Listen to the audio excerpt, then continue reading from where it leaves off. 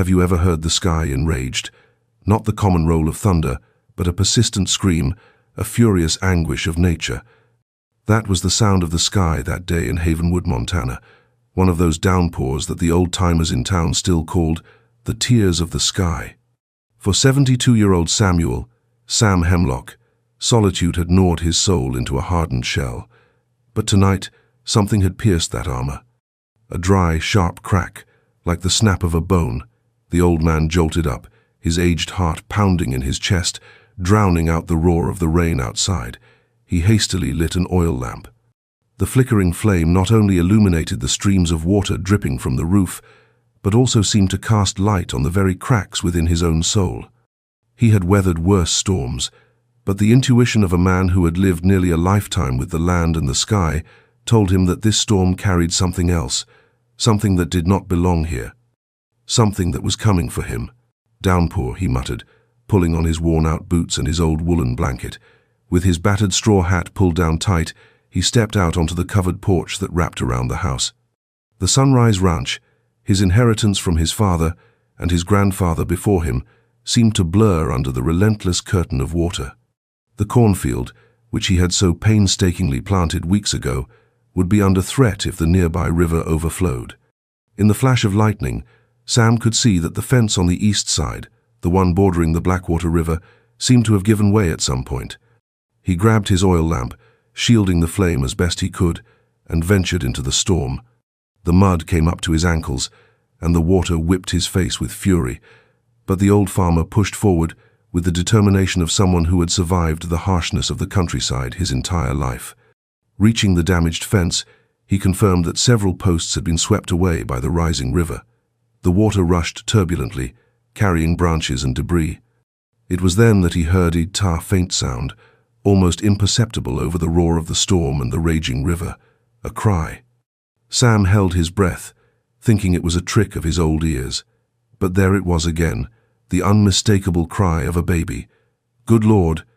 he exclaimed, spinning in all directions, searching for the source of that impossible sound in the middle of nowhere, in the heart of a storm, miles from the nearest town. The cry came again, this time a little clearer. It was coming from the river. Sam approached the bank, slipping several times in the mud. He raised his lamp, and then he saw it. A small wicker basket caught among some rocks, barely held against the current that threatened to drag it away at any moment. Without a second thought, Sam waded into the icy waters. The current was strong, and the bottom was treacherous, but the old man clung to the rocks, advancing inch by inch toward the basket. The water was already up to his waist when he finally reached his goal. With trembling hands, he grabbed the basket's handle and pulled. It was heavier than he expected. "Come on, old man, you can do it," he encouraged himself, fighting the current to return to the shore with his precious cargo. When he finally reached solid ground, he fell to his knees in the mud, exhausted. He set the lamp aside and, with his heart pounding, pulled back the soaked cloth covering the basket. There he was, a baby with light brown skin, no older than 3 months, wrapped in a small blue blanket embroidered with the name Elias. The child was crying, his fists clenched, but as he felt the rain no longer hitting his face, he opened his large, dark eyes and looked directly at Sam. Something broke inside the old farmer at that moment, something that had been broken since the death of Eleanor, his wife, 10 years ago. Since his children, Mark and Lucy, had left for the city, promising to return promises that faded over the years until they became occasional phone calls from the town's payphone. "Who left you here, little one?" Sam murmured, noticing that next to the baby was a silver locket with an inscription made partly illegible by the moisture. Only a date was distinguishable, the 12th of September 2024, just 2 months ago. With movements surprisingly delicate for his calloused hands, Sam picked up the baby and covered him with his woolen blanket, protecting him from the rain. "Let's go home, little one. This is no night to be out." The baby stopped crying and snuggled against the old man's chest as if he understood he was safe. Sam looked around one last time, searching for any sign of who might have abandoned the child, but he saw only darkness and the ceaseless rain. With the basket under one arm and the baby held firmly against his chest, he began the journey back to the house. Once inside, he lit the wood-burning stove to warm the room. He placed the baby on his bed, wrapping him in his only clean blanket. In the basket, he found an empty bottle and some diapers, nothing more that could identify the child's parents or explain why he had been abandoned in such circumstances. "What am I going to do with you?" he asked aloud, as the baby watched him with curiosity. Sam knew nothing about raising children. His own had been raised mainly by Eleanor. He had always been in the fields, working from sunup to sundown. The baby started crying again, probably from hunger. Sam scratched his head, worried. He had no milk or anything suitable to feed a baby. His pantry held only beans, rice, some cornbread and coffee. "We'll have to wait for dawn to go to town," he told the child, as if he could understand. "And then we'll see what to do with you." But as he awkwardly rocked the baby against his chest, trying to soothe him, Sam remembered that Martha May Thompson, the town's midwife and herbalist, had a goat. Maybe she could help, at least until the authorities decided what to do with the child. The storm continued to rage outside, but the old man had already made a decision. He wrapped the baby again, this time more carefully, took his old hatchet in case he encountered obstacles on the path, and prepared to leave. "Let's go find some help, Elias," he said, using the embroidered name for the first time. And for some reason, saying that name aloud made everything seem more real, more definitive. The path to Martha May's house would be difficult in the storm, but Sam knew every inch of that land like the back of his hand. Besides, something inside him, a strength he thought long lost, urged him to protect this little creature that fate, or perhaps something more, had placed in his path. "Don't you worry, kiddo," he murmured against the baby's head. "You're not alone anymore." And with those words, Samuel Hemlock, a man whose hope was renewed, ventured back into the storm, unaware that this night would mark the beginning of a story that would forever change not only his life, but also the lives of many others in Havenwood. The rain seemed to let up slightly, as if the sky itself approved of his decision. Sam adjusted his grip on the small bundle he carried and took the first step toward an uncertain future, but for the first time in many years, one filled with purpose. The baby had calmed in his arms, as if he fully trusted this old stranger who had just become his savior. They say there are no coincidences, only the inevitable. Sam remembered the words his own mother used to repeat, and as he walked along the muddy path, with the river roaring in the distance and an abandoned baby snuggled against his chest, the old farmer couldn't help but wonder what destiny had intertwined their paths on that stormy night, and what trials the morrow would bring. The path to Martha May Thompson's house had turned into a small river of mud. Sam moved with difficulty, slipping occasionally but never letting go of the baby he protected under his blanket. The rain continued to fall, though less intensely than before. In the distance, the first roosters began to crow, announcing a dawn that was not yet visible on the dark horizon. "We're almost there, Elias," Sam murmured, surprising himself with how naturally the child's name came from his lips. Martha May's house was distinguished from the others by the small medicinal garden that surrounded it and the blessed corn-husk doll that hung above her door. Despite the hour, it couldn't be more than 4 in the morning. Faint light filtered through the single window of the dwelling. Sam knocked firmly on the wooden door. "Martha May, I need your help, please." Just a few seconds later, the door opened to reveal a petite woman of about 68, with black hair streaked with grey pulled back in a braid. She wore a shawl over her nightgown and held a candle. "Sam Hemlock, what in the devil's name are you doing out in this downpour?" she asked, before noticing the bundle the man held against his chest. Her eyes widened. "What have you got there?" "I need your help, Martha May," Sam replied, slightly uncovering the baby. "I found him in the river, trapped in a basket. He's alive, thank God, but he must be hungry, and I don't know what to do with him." "Lord have mercy," the woman exclaimed, stepping aside immediately. Come in, before the child gets sicker than he already must be." The interior of Martha May's house smelled of dried herbs and pine. An altar with images of saints and candles occupied one corner, while in another, a small fire burned in a fireplace, keeping a cast-iron pot warm. "Put him here," she ordered, pointing to a table covered with an embroidered cloth. With expert movements, she took the baby from Sam's arms and began to examine him. "He's cold and wet, but he's breathing well. How long ago did you find him? Not more than an hour ago, Sam replied, watching intently as the midwife checked little Elias. He was in this basket, with this embroidered blanket and a locket. Martha May examined the items as she gently undressed the baby. This embroidery, it's not from around here. It's fine city work. And this locket, she observed it carefully under the light of an oil lamp. It has an engraving of a guardian angel and a date, but the rest of the inscription is blurred. As she spoke, the woman wrapped the baby in a dry, clean blanket. Then she went to a small pen attached to the house, where Sam heard the bleating of a goat. "We're lucky," Martha May said upon returning with a small bowl of fresh goat's milk. "The nanny goat just gave birth recently and has plenty of milk.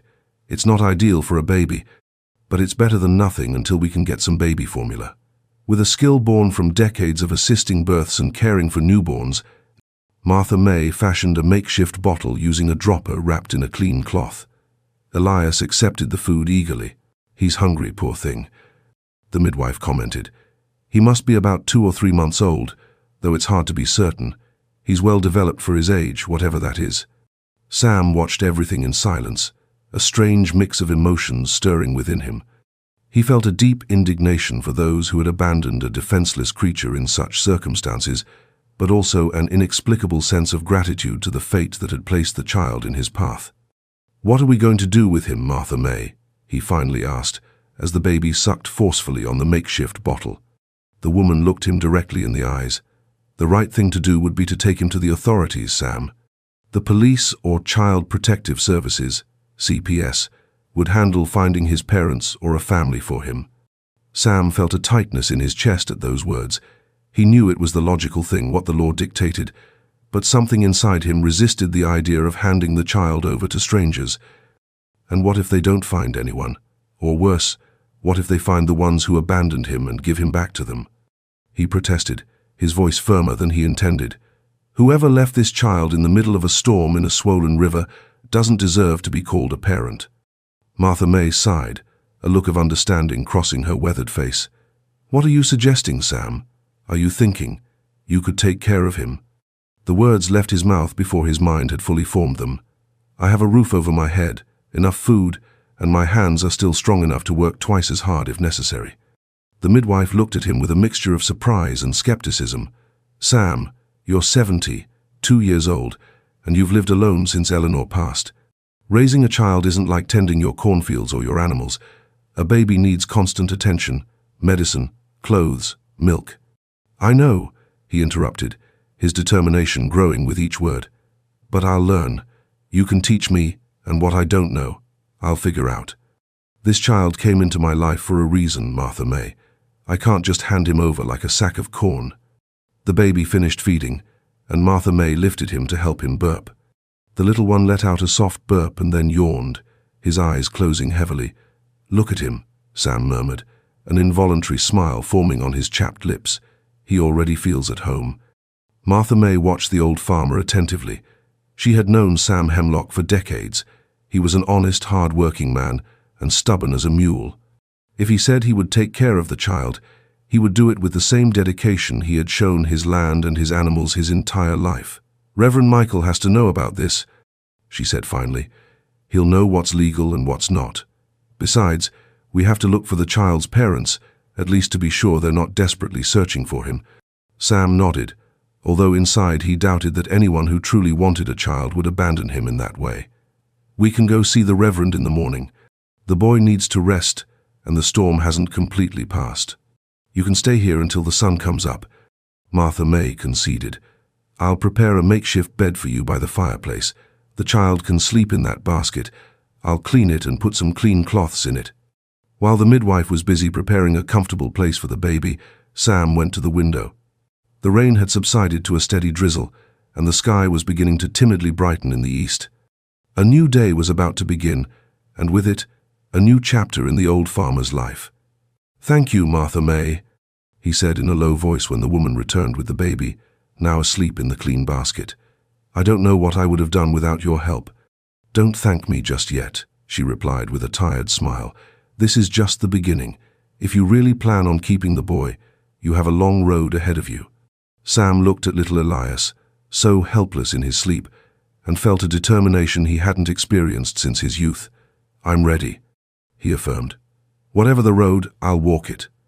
Martha May nodded, a mix of concern and admiration in her gaze. "Get some rest, Sam. Tomorrow we'll go see Reverend Michael and decide what to do." The old man obeyed, settling onto the makeshift bed by the fire. He didn't think he could sleep with so many thoughts swirling in his mind, but the exhaustion of the night and the warmth of the fire soon overcame him. The last thing he saw before closing his eyes was the basket where Elias slept, and in his heart a certainty settled. Whatever happened, he would protect that child as if he were his own blood. The next morning, the sun's rays filtering through the window woke Sam. For a moment, disoriented, he didn't recognize where he was. Then the memories of the previous night came rushing back, and he sat up quickly, his eyes searching for the baby's basket. Martha May was already awake, sitting by the table, feeding Elias with the same makeshift bottle from the night before. In the daylight, the baby seemed healthier and more vibrant than Sam remembered. "Good morning, sleepyhead," the midwife greeted him. "This kiddo was up early, demanding his breakfast. I sent my grandson, Tony, to town for milk and diapers. He should be back soon." Sam approached, watching with fascination as the little one took his food. "He was quiet as an angel," Martha May replied. "Only cried when he was hungry." "He's a strong, healthy boy, Sam. Someone took good care of him before." She left the sentence unfinished, but they both understood what she meant. The sound of an ATV was heard outside, and moments later, a young man of about 16 entered carrying a plastic bag. "Here's what you asked for, Grandma," he said before noticing Sam and the baby. "And who's this kid?" "It's a long story, Tony," Martha May replied, taking the bag. "Thanks for going. Now, can you get the utility vehicle ready to take Sam and the baby to town? We need to talk to Reverend Michael." The young man nodded and left, but not before casting a curious glance at the baby and the old farmer. While Martha May prepared the baby formula her grandson had brought, Sam washed his face in a basin and tidied himself up as best he could. He felt a strange mix of nervousness and determination at the thought of presenting himself before the pastor with a baby he had found in the river. "Do you think the Reverend will let me keep him?" he finally asked, voicing the doubt that gnawed at him. Martha May finished feeding Elias and placed him on her shoulder to burp. "Reverend Michael is a wise and just man. He will listen to your story and advise what is best for the child. But Sam," she added, looking at him directly, "be prepared for any answer. What matters is the well-being of this creature, not our desires." Sam nodded, understanding the wisdom of her words, although in his heart a bond had already formed with little Elias that would be difficult to break. The journey to town in Tony's old utility vehicle was slow and bumpy. Martha May held the baby, wrapped in clean blankets, while Sam sat in the back, thinking about what he would say to the pastor. Havenwood was just beginning to wake up when they arrived. Merchants were setting up their stalls in the small town square, and some farmers were already returning from their morning chores. The church, a white-steepled colonial-style building, dominated the center of town. Tony stopped in front of the rectory attached to the church. "I'll wait for you, Grandma." "No need, son. We'll walk back or ask someone for a ride," Martha May replied, carefully getting out of the vehicle. Sam followed, feeling the curious gazes of the neighbors who had already noticed the baby in the midwife's arms. In a small town like Havenwood, news would fly fast. Reverend Michael received them in his office. He was a man of about 60, slender, with white hair and metal-rimmed glasses. His expression of surprise at seeing the baby was evident. "Martha May, Sam. Good morning," he greeted, inviting them to sit.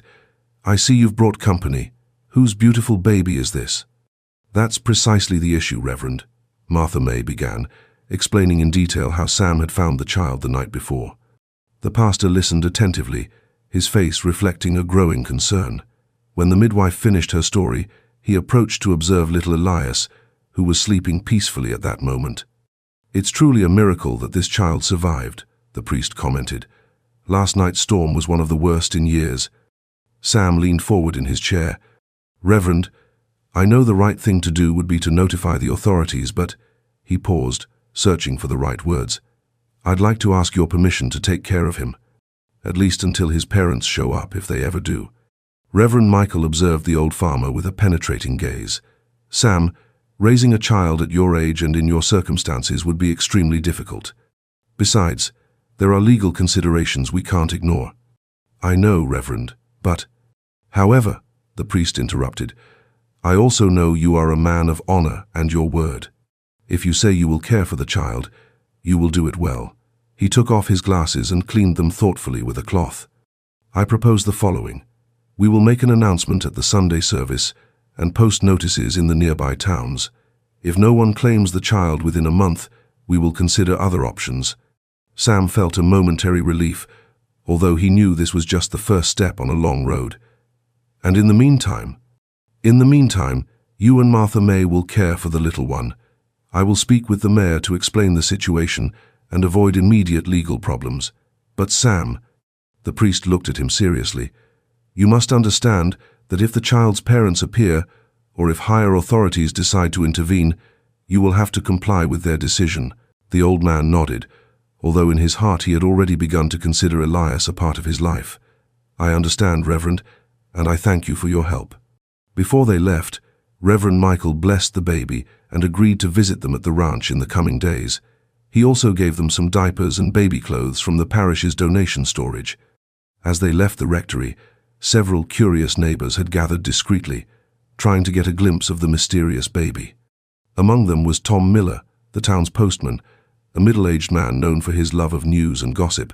Sam, Martha May, he greeted, approaching with obvious curiosity. Is it true what they're saying? You found a baby in the river last night? Before Sam could answer, Martha May intervened. Yes, Tom, that's right. A true miracle the child survived. Now, if you'll excuse us, we need to get him home to rest. What an incredible story, exclaimed the postman, his eyes shining with the excitement of someone who had just gotten a scoop. You know, this reminds me of a story I read recently in the newspaper that comes from the capital. Something about a missing baby from a wealthy family. I'd have to look for the article. Sam and Martha May exchanged a worried glance. If you find anything, let us know, said the old farmer, trying to keep his tone casual. Now, with your permission, we have to get back to the ranch. As they walked away, Sam felt a weight in his stomach. The mention of a family searching for a missing baby complicated everything. What if Elias hadn't been abandoned, but stolen? What if someone was desperately looking for him? But as he looked at the little one now resting in his arms, he felt an inexplicable certainty. Whatever the truth about Elias's origin, fate had brought them together for a reason.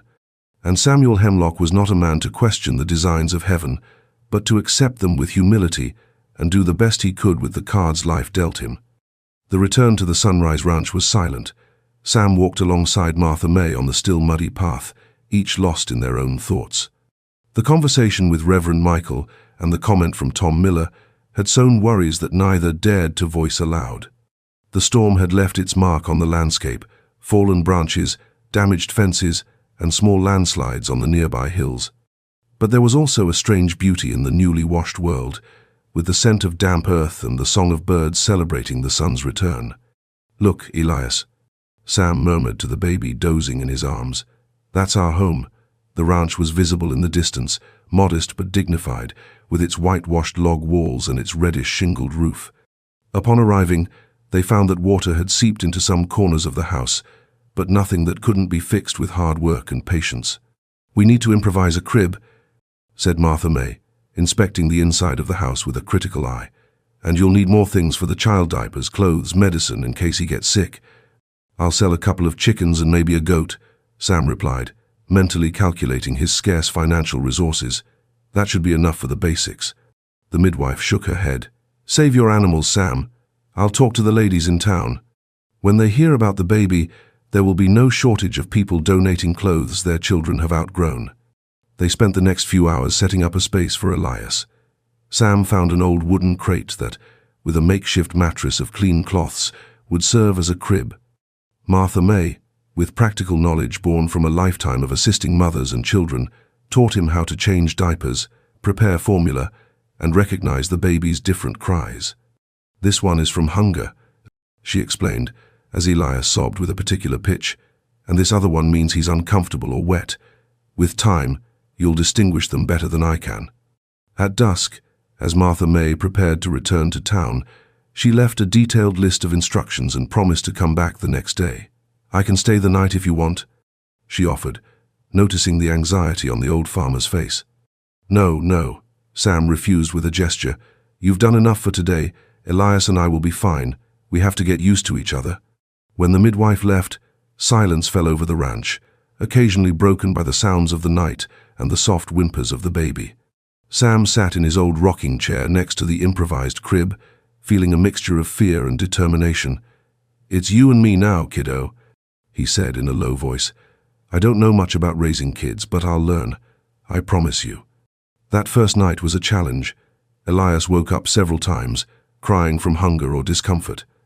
Sam, used to sleeping from dusk till dawn without interruption, found himself warming milk at 2 in the morning, clumsily changing diapers at 4, and finally, as the first rays of sun peeked over the horizon, rocking the baby against his chest, singing an old lullaby that his mother used to sing to him decades ago, and that he didn't know he remembered.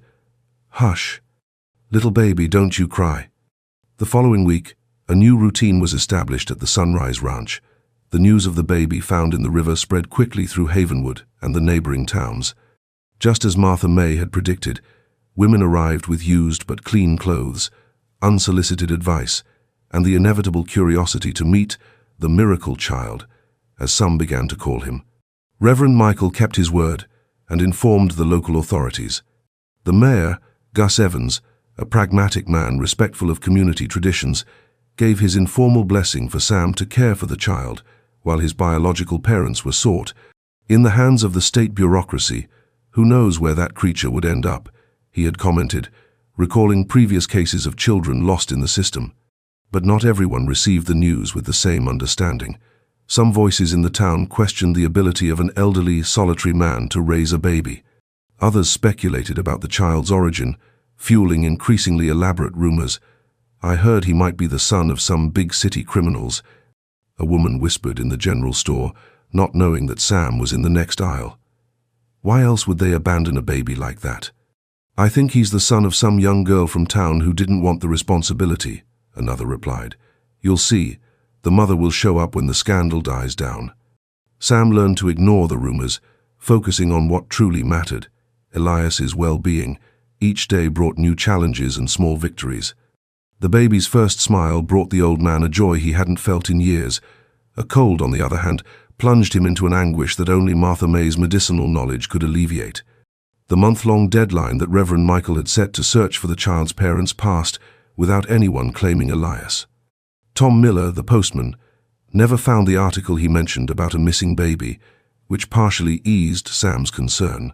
One Sunday afternoon, after the service, Reverend Michael summoned Sam to the rectory. The old man went with Elias in his arms, fearing bad news. "It's been over a month, Sam," the priest began, pouring him a cup of coffee. "I have consulted with lawyers from the diocese about little Elias's situation." Sam instinctively clutched the baby tighter against his chest. "And what did they say, Reverend?" "The situation is complex," the priest replied, adjusting his glasses. "Legally, we should have immediately notified the state authorities. But considering the circumstances, and that we already informed the mayor," he paused significantly, "we could register the child as your grandson." "My grandson?" Sam repeated, surprised. "Yes, we could say he is the son of your daughter, Lucy, who lives in the city. Technically, it would be falsifying documents, something I cannot encourage as a priest, but as a man." Reverend Michael looked at the baby, who was playing with the buttons on Sam's shirt. "I believe that sometimes true justice transcends official papers." Sam remained silent, processing the proposal. He didn't like the idea of lying, especially involving his daughter, with whom he barely kept in touch. But the alternative was losing Elias. "What would happen if one day his real parents show up?" he asked. The priest sighed. "That is a possibility that will always exist, Sam. Neither I nor anyone can guarantee that won't happen someday. If it does, we will have to face the situation with honesty and seek what is best for the child." Elias yawned at that moment, oblivious to the momentous conversation that would determine his future. His small fingers clung to Sam's rough index finger, a simple gesture that for the old man contained a universe of trust and dependence. "I accept your proposal, Reverend," he decided finally. Let's register Elias as my grandson. Before God and my conscience, he already is anyway. The process of registering Elias as Sam's grandson was surprisingly simple in the rural bureaucracy of America. With the help of Reverend Michael, who forged a letter from Lucy Hemlock giving her authorization, and the silent complicity of the mayor, Elias Hemlock received his birth certificate. Officially known as the son of Lucy Hemlock and an unknown father, born in the home of his paternal grandfather. The annual Founders' Day fair on the 4th of July marked Elias's first public appearance as an officially recognized member of the community. Sam, wearing his best shirt and hat, brought the nearly 10-month-old baby to the church for the traditional blessing of the children. The church in Havenwood was adorned with flowers and flags. Entire families gathered, the mothers holding their small children dressed in special outfits for the occasion. Martha May had made Elias a small white embroidered suit, appropriate for the ceremony. When it was Sam's turn to approach the altar with Elias, a murmur went through the church. Despite the rumors and speculations, the image of the old farmer holding the baby with pride and tenderness touched the hearts of many. Reverend Michael blessed the child with special solemnity, aware of the significant moment. May God bless and protect this child, Elias Hemlock, and all who love and care for him, he proclaimed, sprinkling holy water on the baby's head, who responded with a laugh that made the entire congregation smile.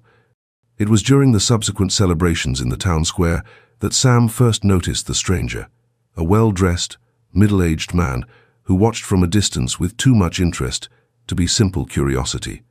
When their eyes met, the stranger quickly looked away and disappeared into the crowd. "Did you see that man, Martha May?" Sam asked, pointing to where the stranger had been. "What man?" the midwife replied, distracted by the congratulations she was receiving from other women for the suit she had made for Elias. "A man in a dark suit who was staring at us. He's not from around here."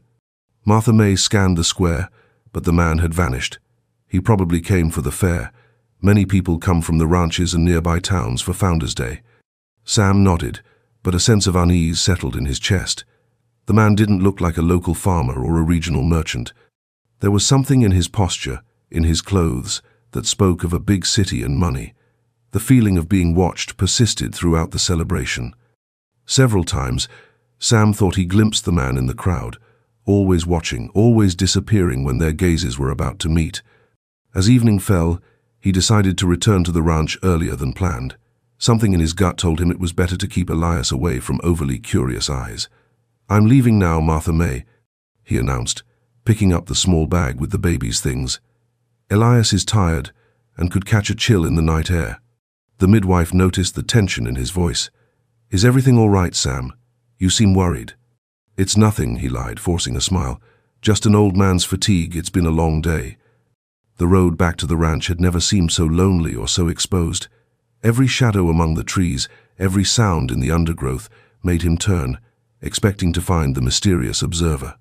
Elias, perhaps sensing his unease, began to cry. "Shoo, it's okay, kiddo," he consoled, quickening his pace. "We're almost home." When he finally crossed the threshold of his house and closed the door behind him, a sense of relief washed over him. He lit all the lamps, something he never did to save kerosene, and double-checked that all the windows were securely closed. That night, while Elias slept in his improvised crib, Sam stayed awake, his old hatchet within reach. He couldn't explain the source of his fear, but something told him that the relative peace of the last few months was about to end. His instinct was not wrong. At dawn, a firm knock on the door startled him. It wasn't the friendly tap of a neighbor or the familiar call of Martha May. It was the authoritative knock of someone accustomed to doors opening on command. Sam picked up Elias, who was beginning to wake, and held him protectively against his chest as he approached the door. "Who is it?" he asked without opening it. "Child Protective Services," a formal, distant female voice replied. "We're here to verify the living conditions of the minor, Elias Hemlock." Sam's heart skipped a beat. How did they know Elias's name? Who had contacted the state authorities? With trembling hands, he opened the door to find three people, a middle-aged woman with a portfolio, a young man with a camera, and behind them, watching from a prudent distance, the same man in the dark suit he had seen in the square. "Good morning," the woman greeted, showing an official ID. "I'm Miss Claire Miller, a social worker from the state CPS. We've received an anonymous complaint about a baby living in inadequate conditions under the custody of an elderly man with no probable relation." Sam clutched Elias closer to his chest as if he feared they would snatch him away right then and there. "There's a mistake," he said with a firm voice despite his fear. "This child is my grandson. I have his papers in order." The social worker maintained an impassive expression. "That's part of what we need to verify, Mr. Hemlock. May we come in?" Sam looked past the woman to the man in the suit, who was now watching him directly, without pretending to hide. A cold certainty settled in his heart. This was just the beginning of a battle he wasn't sure he had the strength to fight. But as he felt the warm weight of Elias in his arms, he knew he had no other choice. "Come in," he finally said, stepping aside to let them enter, but without taking his eyes off the mysterious man who remained on the sidelines. "My house is humble, but it's open to those who come with the truth." The inspection of Sam's home was meticulous and tense. Miss Miller went through every corner of the modest dwelling, taking notes in her folder with an inscrutable expression. The young photographer captured images of everything: the rustic kitchen, Elias's improvised room, the backyard where a few chickens pecked at the ground. "Where does the minor sleep?" the social worker asked, pointing to the wooden crate adapted as a crib. "Right here," Sam replied, maintaining his composure despite feeling judged. "I made it myself, and Martha May, the town midwife, helped me set it up to be comfortable and safe." The woman made another note. "And your daughter, the child's mother, how often does she visit?" Sam felt a lump in his throat. The lie agreed upon with the Reverend now put him in a difficult situation. "My daughter Lucy lives in the city. She works a lot and can't come often. That's why she left the child with me." "Do you have documents to prove that? Any letters besides the birth certificate?" "We communicate, mostly verbally," Sam improvised, feeling his credibility crumble with each question. As the inspection continued, Elias began to cry, hungry. With movements that had acquired a certain skill, Sam prepared the bottle and fed the little one.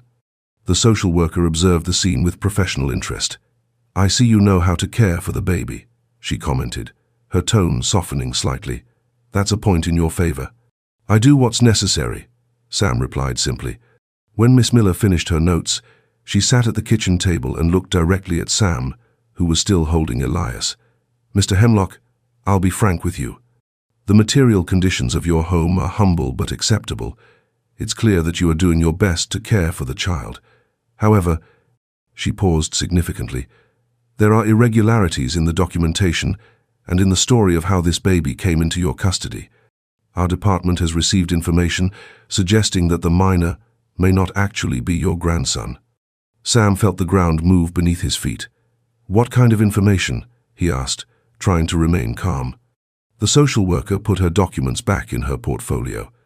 "I cannot disclose those details now. For the moment, we will not take any immediate action. The child appears to be well cared for and not at imminent risk. But there will be more visits, and we will need to clarify the minor's legal situation." With those words, Miss Miller and the photographer stood up to leave. Sam accompanied them to the door, where he saw that the mysterious man was still waiting, leaning against a luxurious black car that clashed grotesquely with the rural setting. "One last question," the social worker said before leaving. "Do you know this gentleman?" She pointed to the man in the suit. Sam shook his head. "I'd never seen him until yesterday at the town fair." The woman nodded, as if confirming something she already suspected. "I see. We will be in touch, Mr. Hemlock." When the car drove away, kicking up dust on the dirt road, Sam remained at the door with a sleeping Elias in his arms, contemplating the horizon with a mixture of worry and determination. He didn't have to wait long for visitors. Just an hour after the official's departure, Martha May arrived hurriedly at the ranch, her face reflecting anxiety. "Sam, is it true? People from CPS came?" "That's right," the old man confirmed, inviting her in. "They inspected the whole house and asked me a lot of questions. I think someone told them Elias isn't really my grandson." The midwife crossed herself. "I don't like this one bit. Did you see the man who came with them? He wasn't from the government, I'm sure. I noticed him. There was something about him." Sam paused, searching for the words. Something calculating, as if he were evaluating every detail. "You must talk to Reverend Michael as soon as possible," Martha May advised. "He'll know what to do. He has contacts in the capital." That same afternoon, leaving Elias in Martha May's care, Sam went to the rectory. Reverend Michael received him with concern, listening attentively to his account of the CPS visit and the mysterious man who seemed to be behind it all. "I don't like this, Sam," the priest said after a long silence. "Tom mentioned an article some time ago about a missing baby from a rich family. What if Elias is that child?" "But that's impossible, Reverend," Sam interrupted, distressed. "I found Elias abandoned in the river during the worst storm in years. No one in their right mind would expose a baby like that unless they wanted to get rid of him." The last phrase was painful for him even to say. The priest took off his glasses and cleaned them thoughtfully. "There are many possibilities, Sam. Perhaps the baby wasn't abandoned by his parents, but stolen and then abandoned by someone else. Or maybe there's another explanation we can't even imagine." "What should I do, Reverend?" the old farmer asked, his voice betraying his desperation. "For now, continue caring for Elias as you have been. I will contact a lawyer friend in the city, someone discreet who can advise us. And in the meantime," he added with a grave expression, "don't lose sight of the child for a moment. There's something about this situation that doesn't feel right to me." Back at the ranch, Sam found Martha May singing softly to Elias, who was playing with a small carved wooden rattle. "He looks more like you every day," the midwife commented with a smile. "He has your same serious but sweet gaze." Sam watched the little one, who now extended his little arms toward him, recognizing him immediately. In those months, the fragile baby he had found in the river had transformed into a robust and lively child, with a smile that could brighten the darkest day. "No one is going to take him from me," Sam murmured, taking Elias in his arms. "No one." The following weeks passed in a tense calm. Life at the Sunrise Ranch continued its course, with Sam dedicating himself to his agricultural work without neglecting Elias's care for a moment. The child grew quickly, beginning to babble his first proto-words and take his first unstable steps, holding onto the furniture. Each small achievement was celebrated as a victory by Sam, who discovered in himself a patience and a capacity for wonder that he didn't know he possessed. The presence of Elias had transformed not only his daily routine but his way of seeing the world. Through the child's eyes, he rediscovered the beauty and wonder of the everyday. A butterfly landing on a flower, the whistle of the wind through the trees, the song of the crickets at dusk. One particularly hot afternoon, while Sam was harvesting corn with Elias sitting in a small improvised hammock in the shade of a nearby tree, he noticed a car approaching the ranch. His heart skipped a beat when he recognized the black vehicle he had seen before. Leaving his work half done, he ran towards Elias and took him in his arms, ready to go inside the house. But before he could, the car stopped, and the mysterious man got out, this time alone. "Mr. Hemlock," the stranger called, advancing towards him with a determined step. Sam stopped, clutching Elias against his chest. "Who are you, and what do you want?" he asked directly, not bothering to hide his distrust. The man, dressed in a suit that, although less formal than the last time, was still elegant by rural standards, stopped a few meters away. "My name is James Crawford," he introduced himself with a polite but firm voice, "and I believe we have an important matter to discuss, Mr. Hemlock." "I have nothing to talk about with you," Sam replied, taking a step back. "It's about the child," Crawford insisted, pointing to Elias. "That child you call Elias." A chill ran down Sam's spine. "He's my grandson, and if you'll excuse me, we have things to do." James Crawford smiled, a smile that didn't reach his eyes. "We both know that's not true, Mr. Hemlock. That child is not your grandson, and I have reason to believe he is my son." The words fell like a lightning bolt on Sam. "You're mistaken," he replied, although his voice betrayed his nervousness. "I have the papers to prove it." "Forged papers," Crawford retorted calmly, unnervingly. "Look, I'm not here to cause you trouble. I just want the truth. And if it's what I suspect, I want to take my son home, where he belongs." Sam looked at the man in front of him, trying to decipher his intentions. There was something in his composure, in the certainty with which he spoke, that made him doubt. What if he was telling the truth? What if he really was Elias's father? If he's your son, why was he abandoned in a river during a storm? He finally asked, determined not to yield ground easily. A shadow of pain crossed James Crawford's face. It's a long story, Mr. Hemlock, one I'd prefer to discuss in private, not here, in the open sun. Sam hesitated. His instinct told him to keep this man as far away from Elias as possible, but another part of him needed to know the truth. If there was the slightest chance that this man was really the child's father. You can come into the house, he finally conceded, but only to talk. I'm not handing the boy over to you just because you say so. Fair enough, Crawford nodded, following Sam towards the dwelling. Once inside, Sam placed Elias in his small, improvised playpen with some toys and sat across from James Crawford, the kitchen table separating them like a symbolic border. Speak, the old farmer ordered. Why do you think Elias is your son? James Crawford took a photograph from his pocket and placed it on the table. In it, a young, elegant woman held a newborn baby. The woman was smiling at the camera, but her eyes reflected a strange sadness. This is Laura, my ex-wife, Crawford explained, and that baby is our son, Elias. The photo was taken at the hospital the day he was born, 10 months ago. Sam looked at the photograph, his heart pounding. There was an undeniable resemblance between the baby in the photo and the Elias he knew. Laura and I separated when she was 7 months pregnant, Crawford continued, his voice taking on a somber tone. It was a complicated separation. I traveled a lot for business. She felt abandoned. There were accusations, recriminations. He paused as if it were difficult to continue. The point is, when the baby was born, she didn't let me see him. She filed a restraining order based on false accusations of abuse. Sam listened in silence, evaluating every word, every gesture of this man who claimed to be Elias's father. 2 months ago, Laura died in a car accident, Crawford went on. When I went to her apartment to collect some personal belongings, I found a letter addressed to me.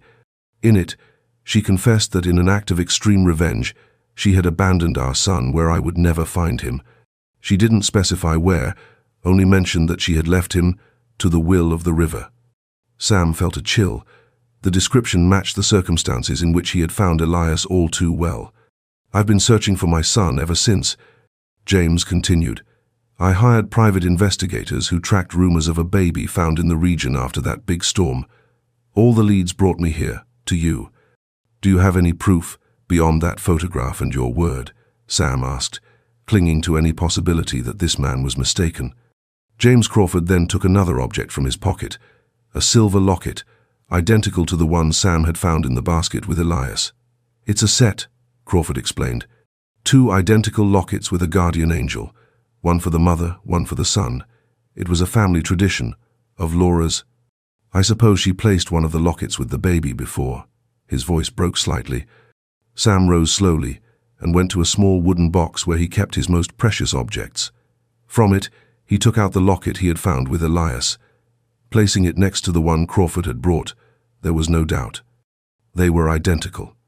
A heavy silence fell over the room, broken only by the cheerful babbling of Elias, who, oblivious to the tense situation, was playing happily in his pen. What exactly do you want, Mr. Crawford? Sam finally asked, his voice barely a whisper. I want my son back, James replied firmly.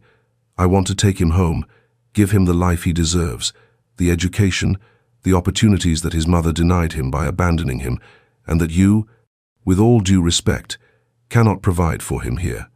Sam looked at Elias, who, upon feeling his gaze, gave him one of his radiant, toothless smiles. 5 months ago, this child had come into his life like a miracle, giving him a purpose, a reason to keep going when he thought there was nothing left to live for. And now this stranger appeared, claiming to take him away, backed by a story that, as much as he wanted to deny it, sounded terribly plausible. I need time, he said finally. I need to verify your story, talk to Reverend Michael, with the authorities. Of course, James nodded, standing up. I don't intend to rip the child from your arms today. I know you've taken care of him all this time, and I'm grateful for that. But you must understand that this child is my son, my blood, and I have rights over him. He left a business card on the table. This is my number. I'll be staying at the hotel in the next town for a few days. I expect your call when you've considered the situation." Before leaving, James approached the playpen where Elias was playing. The little one looked at him with curiosity but without fear. "Hi, son," Crawford murmured, with an emotion that seemed genuine. "We'll be together soon." Sam accompanied the visitor to the door, watching as he got into his luxurious car and drove away down the dusty road. When the vehicle disappeared from sight, the old farmer returned to Elias and took him in his arms, hugging him as if he feared he would vanish between his fingers. "What are we going to do, kiddo?" he asked in a low voice, as a single tear rolled down his wrinkled cheek. "What are we going to do?" That night, after putting Elias to bed, Sam took out the bottle of bourbon he kept hidden under a loose floorboard for special occasions. He poured a small glass and sat on the porch, contemplating the stars that dotted the night sky. James Crawford's words echoed in his mind, mixing with the images of the past few months with Elias. The first bath, the first smile, the sleepless nights during his first illness, the small daily victories that had given new meaning to his existence. "It's not fair," he murmured to the starry sky, as if questioning some divine force directly. "Why did you give him to me just to take him away?" There was no answer, only the soft rustle of the wind in the trees and, in the distance, the call of an owl, which the ancients considered a messenger of the gods. Sam finished his bourbon and went back inside the house. He stopped by the improvised crib where Elias slept, watching his steady breathing, his small fists clenched on the blanket. "I won't let them take you so easily," he promised in a whisper. "Whoever that man is, he'll have to prove he deserves to be your father. And in the meantime, you'll still be my grandson, the grandson the river brought me." With that resolution in mind, Sam went to bed, although he knew that sleep would be long in coming. Tomorrow would be a decisive day, and he would need all his strength for the battle that lay ahead. What he couldn't imagine was that this battle would be more complex and heart-wrenching than he ever could have anticipated. Dawn found Sam already awake, his eyes red from lack of sleep. As the first roosters announced the new day, he took a sleeping Elias and carefully wrapped him in a blanket. "We're going to see Reverend Michael, kiddo," he murmured, preparing a small bag with the essentials for the child. The town was just beginning to wake up when Sam arrived at the rectory. Reverend Michael, surprised by the early visit, received him in his office. "Sam, what's wrong? You look terrible." The old farmer recounted the meeting with James Crawford, showing him the business card and the identical lockets. "He claims to be Elias's father, and he has evidence that seems convincing, Reverend." The priest examined the lockets carefully. "This is a delicate situation, Sam. If this man is telling the truth and can prove it, legally." "I know," Sam interrupted, his voice breaking, "but I can't just hand Elias over as if he were an object. I've raised him these months. To him, I'm his family." Reverend Michael placed a hand on the old man's shoulder. "I understand your pain, but we must be prudent. Before making any decisions, let's investigate this man." With the help of his secretary, the priest made a few calls. In a short time, he confirmed that James Crawford was indeed a real estate developer in Denver, known for luxury projects. His ex-wife, Laura Bennett, had recently died in a car accident. "Everything seems to match his story," he said, returning the phone to its cradle. "Sam, I'm afraid we're facing a complicated case. What do you advise me to do, Reverend?" The priest thought for a moment. "First, do not antagonize this man. If he really is Elias's biological father and can prove it, he has legal rights that no judge will ignore. Second, we need a lawyer to review the case and advise us." "I can't afford a good lawyer," Sam murmured, desperation seeping into his voice. "Don't worry about that now. I have a friend in the capital, Mr. Ortega, who might help us. In the meantime, I suggest you agree to speak with Mr. Crawford again, but in the presence of a third party. I can be present myself if you wish." Sam nodded slowly. Elias, who had woken up, was playing with the buttons on his shirt, oblivious to the drama unfolding around his future. That same afternoon, James Crawford came to the rectory to meet with Sam and Reverend Michael. He arrived, accompanied by a thin, serious man whom he introduced as Mr. Gabriel Torres, his lawyer. The tension was palpable as the four men sat around the office table. Elias remained in Sam's arms, watching the strangers with curiosity. "I appreciate you agreeing to this meeting, Mr. Hemlock," James began, his voice formal but not hostile. "As I mentioned yesterday, I have reason to believe that this child is my biological son." Mr. Torres opened a briefcase and took out several documents. "We have evidence that supports my client's statement," he said, handing them to Reverend Michael.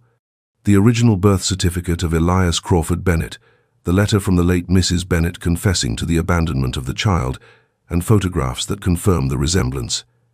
The priest reviewed the documents with a grave expression before passing them to Sam, who examined them with trembling hands. "We are also willing to conduct a DNA test to confirm paternity," James added. Sam looked at the photograph attached to the letter. In it, a woman held the newborn baby, the same locket that now hung from Elias's neck clearly visible. The letter, written in a nervous hand, contained specific details about where and when she had abandoned the child, matching exactly the circumstances in which Sam had found him. "Why would she do something like that?" he finally asked, his voice barely audible. "What kind of mother abandons her child in a river during a storm?" James looked down. "Laura was not well. Our separation was very contentious. She hated me so much that she preferred to give up our son, rather than allow me to be a part of his life. We understand that you have cared for the child these months." The lawyer, Mr. Torres, intervened, "and my client is grateful for that, but the law is clear. As the biological father, with the mother deceased and no legal adoption in place, Mr. Crawford has full custody of the minor." Sam clutched Elias to his chest. "And what about what's best for the child? He has been with me since I found him. He recognizes me, trusts me. To rip a child from his home like this." "Mr. Hemlock," James said, leaning forward, "I understand your pain, truly, but that child is my son, my only son. I have spent months searching for him, not knowing if he was alive or dead. Now that I have found him, I cannot simply turn around and forget about him." Reverend Michael, who had remained silent, finally spoke. "Perhaps we could find a middle ground, a gradual transition that would be less traumatic for the little one. Mr. Crawford could visit Elias regularly here, establishing a bond before taking him away for good." James exchanged a look with his lawyer and then nodded. "That seems reasonable. I can stay at the hotel in the neighboring town for a while. I would visit Elias daily so he can get used to my presence." "How long?" Sam asked, clinging to any possibility of prolonging his time with Elias. 2 weeks, the lawyer proposed. "After that period, the child must go with his legal father to Denver." 2 weeks? Sam shook his head. "That's too little time. He'll barely get used to you." 1 month, James offered, ignoring his lawyer's disapproving look. 1 month for the transition, with daily visits. That's the most I can offer, Mr. Hemlock." Sam looked at Elias, who was playing with a button on his shirt, completely unaware that his future was being decided in that room. 1 month. Just 1 more month with this child who had transformed his life, who had filled his lonely days with purpose and joy. "All right," he finally agreed, his voice cracking. 1 month. Reverend Michael drafted a simple agreement that everyone signed. James would begin his visits the next day in the morning and could spend a few hours with Elias each day to establish a bond. At the end of the month, if the DNA test confirmed paternity, the child would go with him to the capital for good. "One more thing," Sam said before the meeting ended. "I want you to promise me that you'll take good care of him, that you'll respect him and value him as the treasure he is." James Crawford looked him directly in the eyes. "You have my word, Mr. Hemlock. My son will have everything he needs: education, opportunities, and above all, love. I have waited too long to be a father not to value this second chance." When the meeting ended, Sam was left alone with Reverend Michael, holding Elias as if he feared he would vanish from his arms. "I did the right thing, didn't I, Reverend?" he asked, seeking comfort. The priest sighed. "You did the only thing you could do, Sam. If that man is really Elias's father, and everything indicates that he is, the law is on his side. But a month is enough time for many things. The lawyer I contacted will come next week to evaluate the case. Perhaps he'll find an alternative we're not seeing." 1 month, Sam repeated, as if he wanted to engrave that deadline in his memory. Just 1 more month. James Crawford's first visit to the Sunrise Ranch set the tone for the days that followed. He arrived punctually at 10 a.m., dressed more casually than in their previous encounters, although his clothes still betrayed his affluent position. Sam received him with distant courtesy, while Elias watched the newcomer from the playpen where he was playing with some wooden toys carved by Sam himself. "Good morning," James greeted, extending a gift bag. "I brought some things for the child." The bag contained new clothes, a teddy bear, and some educational toys that contrasted with the simple objects Elias was used to. "You didn't have to," Sam murmured, though he accepted the gifts. An awkward silence settled between the two men.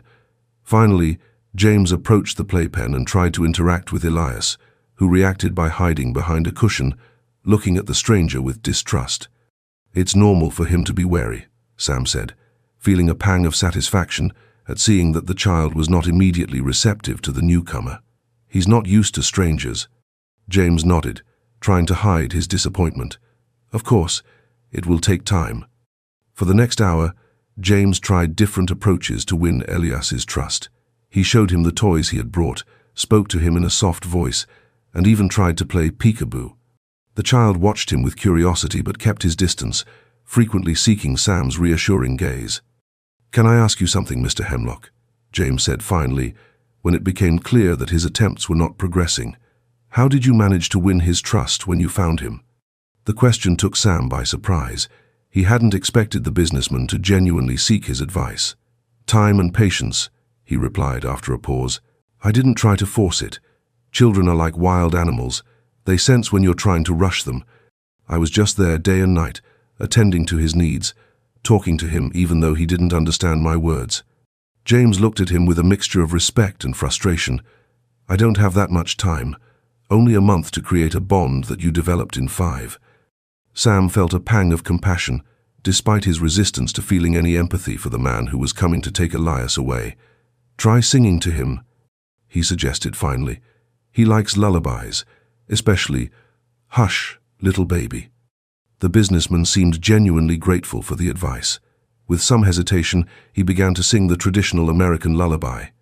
His surprisingly melodious voice caught Elias's attention, who momentarily left his toys to watch him with renewed interest. When James left 2 hours later, he had made a small breakthrough. Elias had accepted the teddy bear from his hands and had not protested when the man sat near him on the floor.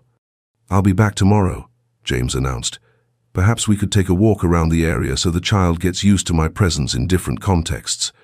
Sam nodded without enthusiasm. Every small progress in the relationship between Elias and James represented another step toward the inevitable separation. When the businessman left, Sam sat in his old rocking chair, watching Elias now playing with the new bear alongside his usual toys. A feeling of emptiness settled in his chest, an anticipation of the pain to come. "We can't give up so easily, kiddo," he murmured, more to himself than to the child. "There must be some way." The visits continued over the following days, establishing an uncomfortable routine. James would arrive each morning, spend a few hours with Elias, and then leave, leaving behind new gifts and a tense atmosphere. To Sam's dismay, the child began to show less resistance to the newcomer, occasionally allowing James to hold him or even responding with a smile to his games. "It's natural," Martha May explained during one of her visits. "Children adapt quickly. It doesn't mean he's forgetting you, Sam." "I know," he replied, though his heart sank every time he saw Elias interact positively with James. "It's just that every smile he gives him seems to bring us closer to the end." The midwife squeezed his shoulder with understanding. "Have you considered talking to him directly? Not as adversaries fighting over the child, but as two men who want what's best for Elias." Sam shook his head. "What could I say? Please don't take the child that is legally yours. It wouldn't work." "Maybe not," Martha May conceded. "But perhaps you could reach some agreement that would allow you to remain a part of Elias's life." The suggestion lingered in Sam's mind, but the days passed, and he couldn't find the moment or the words to bring it up. A week after the visits began, Mr. Ortega, Reverend Michael's lawyer friend, arrived at the ranch to assess the situation. He was a middle-aged man with an affable appearance but a sharp gaze. "I've reviewed all the documents," he informed after a long conversation with Sam. "I'm sorry to tell you that Mr. Crawford's legal position is practically unassailable. With the original birth certificate, the mother's letter, and presumably the DNA test confirming paternity, no judge would rule against him." "Is there no option?" Sam asked, desperation seeping into his voice. The lawyer was silent for a moment, considering his words. Legally, very few. We could argue that the child's abandonment constituted such a severe situation of neglect that it created a special bond with you as his savior and caregiver. But it would be a weak argument if the father had no knowledge of the abandonment and has shown immediate interest upon learning of it. And if I ran away with Elias? The question left Sam's lips before he could stop it. Mr. Ortega looked at him gravely. That would be kidnapping, Sam. A serious crime that would only worsen your situation and eventually traumatize the child more when they found you. Because they would. Mr. Crawford has the resources to search for you all over the country if necessary. The lawyer's words confirmed what Sam already knew in his heart. There was no legal escape from this situation. If he wanted what was best for Elias, he would have to find a way to accept the inevitable. That night, after putting Elias to bed, Sam remained by the improvised crib, watching the little one sleep. He gently stroked his dark hair, memorizing every detail of his face, the sound of his breathing, the way his small fingers closed around Sam's finger when he touched him. "I love you, kiddo," he whispered, "more than I ever thought I could love anyone. Whatever happens, never forget that." The next morning, Sam made a decision. When James arrived for his usual visit, he received him with an unexpected proposal. "I'd like to show you something," he said after the usual formal greetings. "If you don't mind a little walk." James, surprised by the initiative, agreed. With Elias in his arms, Sam guided the businessman along a path that gently ascended the hill behind the ranch. The path, lined with sagebrush and pine trees, offered occasional views of the valley where Havenwood was settled. After about 20 minutes of silent walking, they reached a clearing from which the entire panorama could be seen. The town in the distance, the fields of crops stretching out like a multicolored mosaic, and beyond, the bluish mountains that marked the horizon. "This is Elias's favorite place," Sam explained, sitting on a flat rock and placing the child on the fresh grass. "I bring him here almost every afternoon to watch the sunset. He's fascinated by how the colors of the sky change." James watched as Elias crawled enthusiastically around the clearing, stopping occasionally to examine a wildflower or an insect with curiosity. "It's beautiful here," he commented, sitting next to Sam. "I can see why he likes it." "Mr. Crawford," Sam began after a moment of silence, "I don't intend to dispute your right to Elias. The evidence is clear, and I understand you want your son back." James looked at him in surprise, not expecting this conciliatory tone. "But I want to ask you something," the old man continued, "not as a condition or a legal demand, but as a request from a man who has come to love this child as if he were his own blood." "I'm listening," James replied, his tone cautious but not hostile. Sam took a deep breath, ordering his thoughts. "When you take Elias, when you educate him in the city with all the advantages you can offer, I ask you not to let him forget his roots. This place, these mountains, the smell of the earth after the rain." He made a gesture encompassing the landscape. "All of this is part of him now, whether you like it or not." James remained silent, watching Elias, who had found a small lizard and was following it with fascination. "I also ask you," Sam continued, his voice breaking slightly, "to consider letting me remain a part of his life in some way. I have no intention of interfering with his upbringing. I just wouldn't want to disappear completely from his life." The businessman studied the old farmer's weathered face, noticing for the first time the deep lines that time and hard work had carved into it, but also the genuine kindness that radiated from his eyes. "You know something, Sam," he said finally. "When I started looking for my son, I was prepared to face any situation. I had lawyers ready to fight, investigators following leads, resources to get him back no matter where he was. What I didn't expect was to find him so well cared for, so loved." James paused, his gaze following Elias, who was now crawling towards them with a wildflower in his small hand. "These days, watching him with you, have taught me more about fatherhood than all the books I read during Laura's pregnancy. I've seen how he responds to your voice, how he looks for you when he's unsure, how he trusts you completely." Sam felt a mixture of pride and pain at these words. "He's a good boy, smart and strong." "He is," James agreed, "and a large part of that is thanks to you." He took a breath as if he were about to take a difficult step. "I can't promise anything officially now, Sam. The legal situation is complicated, and my priority must be to establish a stable home for Elias in the city. But, his gaze met the old man's, I have no intention of erasing these months from his life, nor of separating him completely from you. A spark of hope ignited in Sam's heart. What are you suggesting exactly? Perhaps when things settle down, we could arrange for regular visits, or even, James looked at the horizon, as if considering an idea for the first time. Perhaps I could buy a property nearby to spend weekends or holidays here. Elias would need this contact with nature, with his roots, as you say. Sam did not expect such an open response. For the first time since James's appearance in his life, he felt that maybe, just maybe, all was not lost. The conversation was interrupted by Elias, who approached Sam and offered him the flower he had picked. The old man accepted it with a smile, thanking the child in a low voice. Then, to the surprise of both men, Elias picked another flower and timidly extended it to James. The businessman took the humble offering with an expression of astonishment and gratitude that transformed his usually composed face.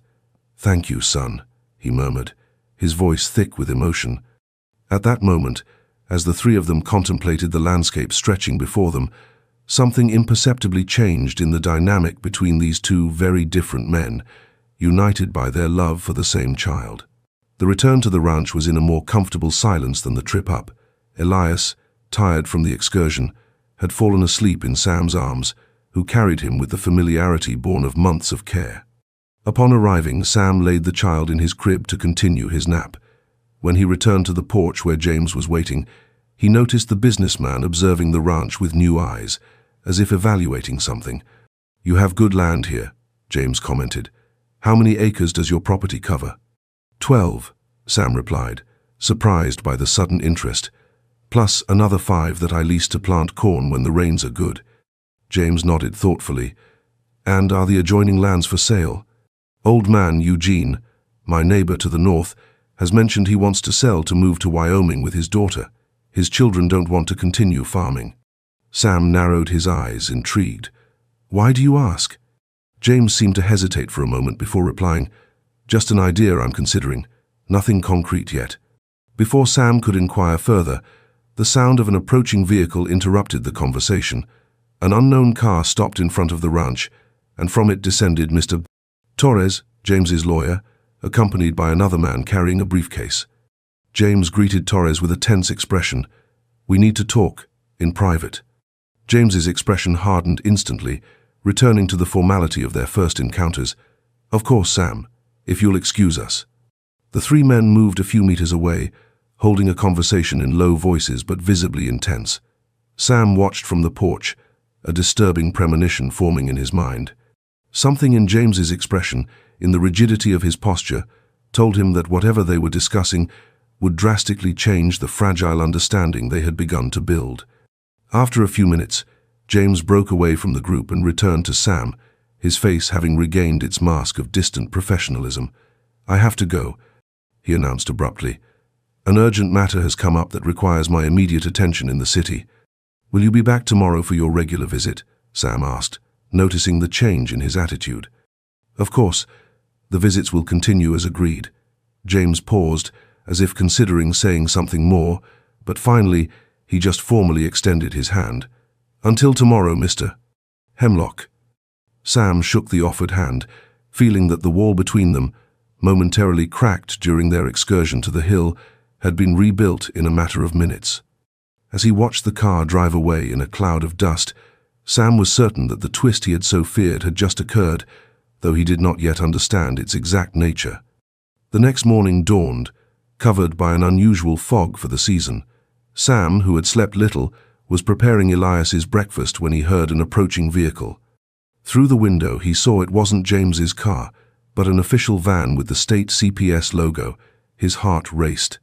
The visit wasn't scheduled, and the memory of James's abrupt departure the day before intensified his unease. Miss Miller got out of the vehicle, accompanied by the same photographer from the previous visit and a young man who looked like an official. Sam went out to meet them, wiping his hands on his apron. "Good morning, Mr. Hemlock." The social worker greeted with excessive formality. "I'm sorry to show up unannounced, but new elements have emerged in the case of the minor Elias. that require our immediate intervention." "What kind of elements?" Sam asked, trying to remain calm. The woman pulled a folder from her briefcase. "We have received expanded documentation on the minor's identity, Mr.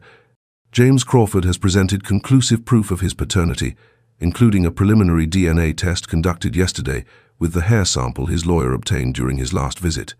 Sam turned pale. He didn't know they had taken a hair sample from Elias.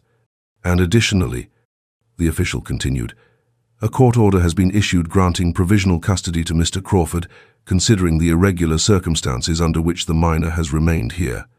"Provisional custody?" Sam's voice barely came out of his throat. "But we had an agreement, a 1-month transition." "That was a private agreement with no legal validity," the young official intervened. "The court order overrides any private arrangement." Sam leaned against the doorframe, feeling his legs lose their strength. "Where is Mr. Crawford? Why hasn't he come himself?" "He is finalizing the legal procedures in the county seat," Miss Miller replied. "He has asked us to prepare the minor for the transfer. He will come to pick him up personally this afternoon." The news hit Sam like a physical blow. "This afternoon? Isn't that too soon? The child isn't ready. He needs time to." "Mr. Hemlock," the official interrupted, her tone softening slightly, "I understand this is difficult, but the law prioritizes the rights of the biological parent, especially one who never renounced his parental rights and has demonstrated his intention to exercise them fully." Sam looked inside the house, where Elias was playing, oblivious to what was happening. "Can I at least say goodbye properly? Pack his things?" The woman nodded. "Of course. We will be here to supervise the preparation and await Mr. Crawford's arrival." The next few hours passed like a nightmare for Sam. With mechanical movements, he gathered Elias's clothes, his favorite toys, the silver locket-all in a small suitcase that Martha May had given him months ago. Meanwhile, Elias, sensing the tension, was unusually fussy, crying when Sam tried to dress him in his best clothes. "Don't cry, kiddo," he murmured, fighting back his own tears. "Everything will be all right." When the suitcase was ready, Sam took Elias in his arms and went out to the porch. He couldn't stay locked up, waiting for James's arrival. He needed air, space, time with the child under the open sky. "Let's go for one last walk," he said, ignoring the official's stares. With Elias in his arms, he walked slowly around the ranch grounds, showing him for the last time the places they had shared. The chicken coop, where the child would laugh at the running birds, the small garden where Sam had taught him to touch the damp earth, the tree where the hammock hung, in which they had shared so many naps. "I want you to remember this place, Elias," he whispered against his little head. "Maybe not with your mind, you're too young for that, but may your heart remember it." Martha May arrived at the ranch shortly after, alarmed by the news that was already circulating in town. The midwife confronted the officials with barely contained indignation. "How can you do this? Just rip a child from his home like that? Don't you think about the damage you're causing him?" "Ma'am, we understand your concern," Miss Miller replied in a professional tone, "but the minor will be with his biological father, who is fully capable of caring for him." "A father he doesn't even know," Martha May protested. "Sam has been his only father these months. The child loves him." The young official intervened with bureaucratic coldness. "Emotional bonds are important, but the legal rights of the biological father are a priority for the system." The discussion continued, while Sam remained oblivious, sitting on the porch with Elias on his lap, speaking to him softly as if to imprint his voice on the child's memory. At noon, the sound of an engine announced the arrival of James Crawford. Sam stood up, holding Elias firmly. The time had come. James got out of the car with his lawyer, his expression a mixture of determination and a certain discomfort, like someone forced to perform a painful but necessary task.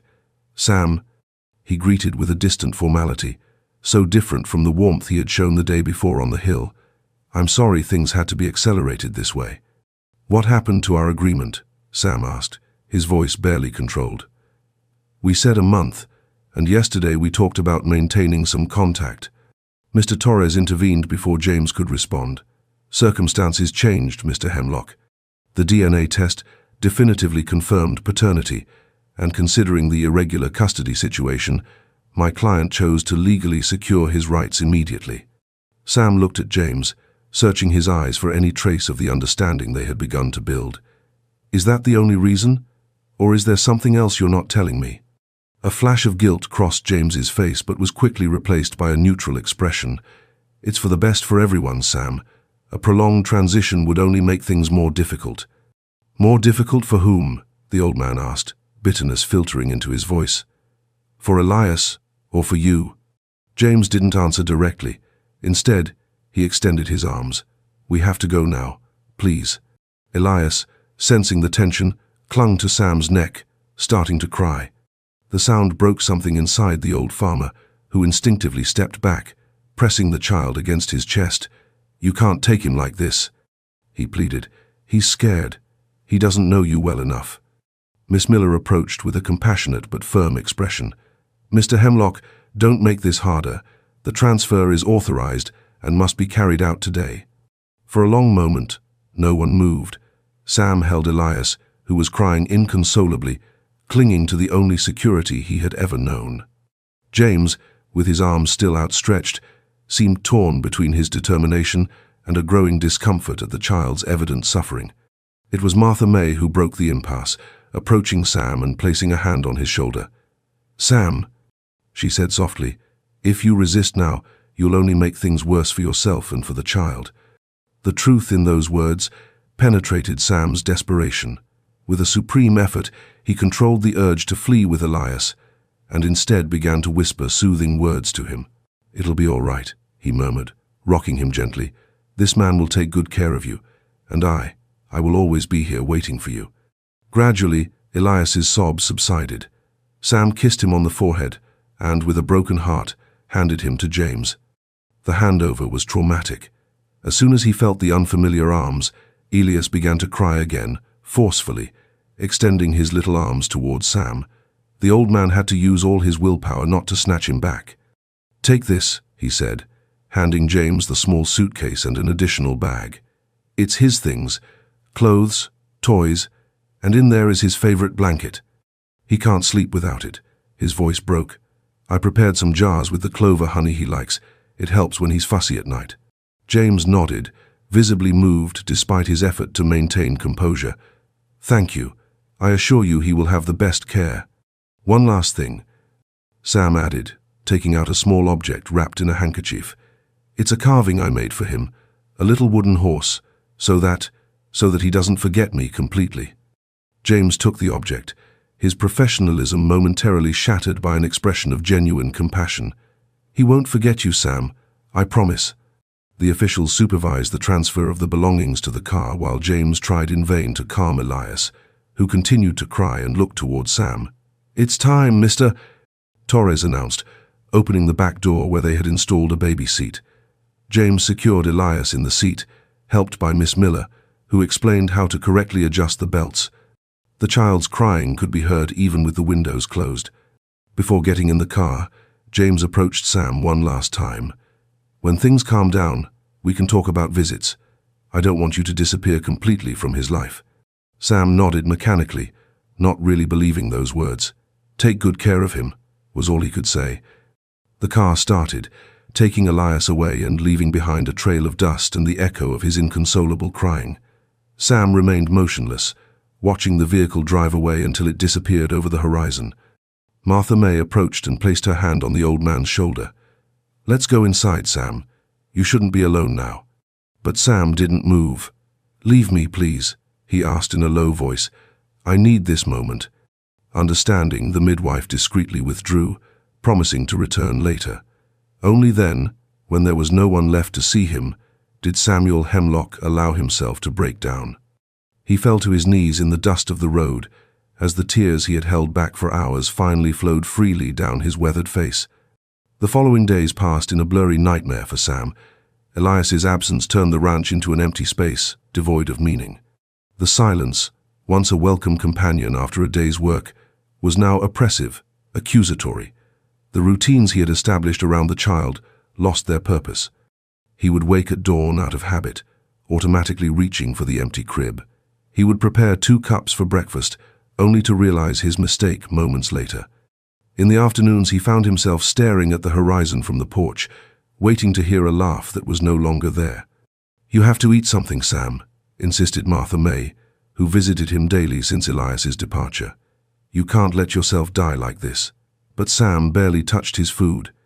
In just a week, his body already showed signs of deterioration: sunken cheeks, dull eyes, slow movements, as if every gesture required a monumental effort.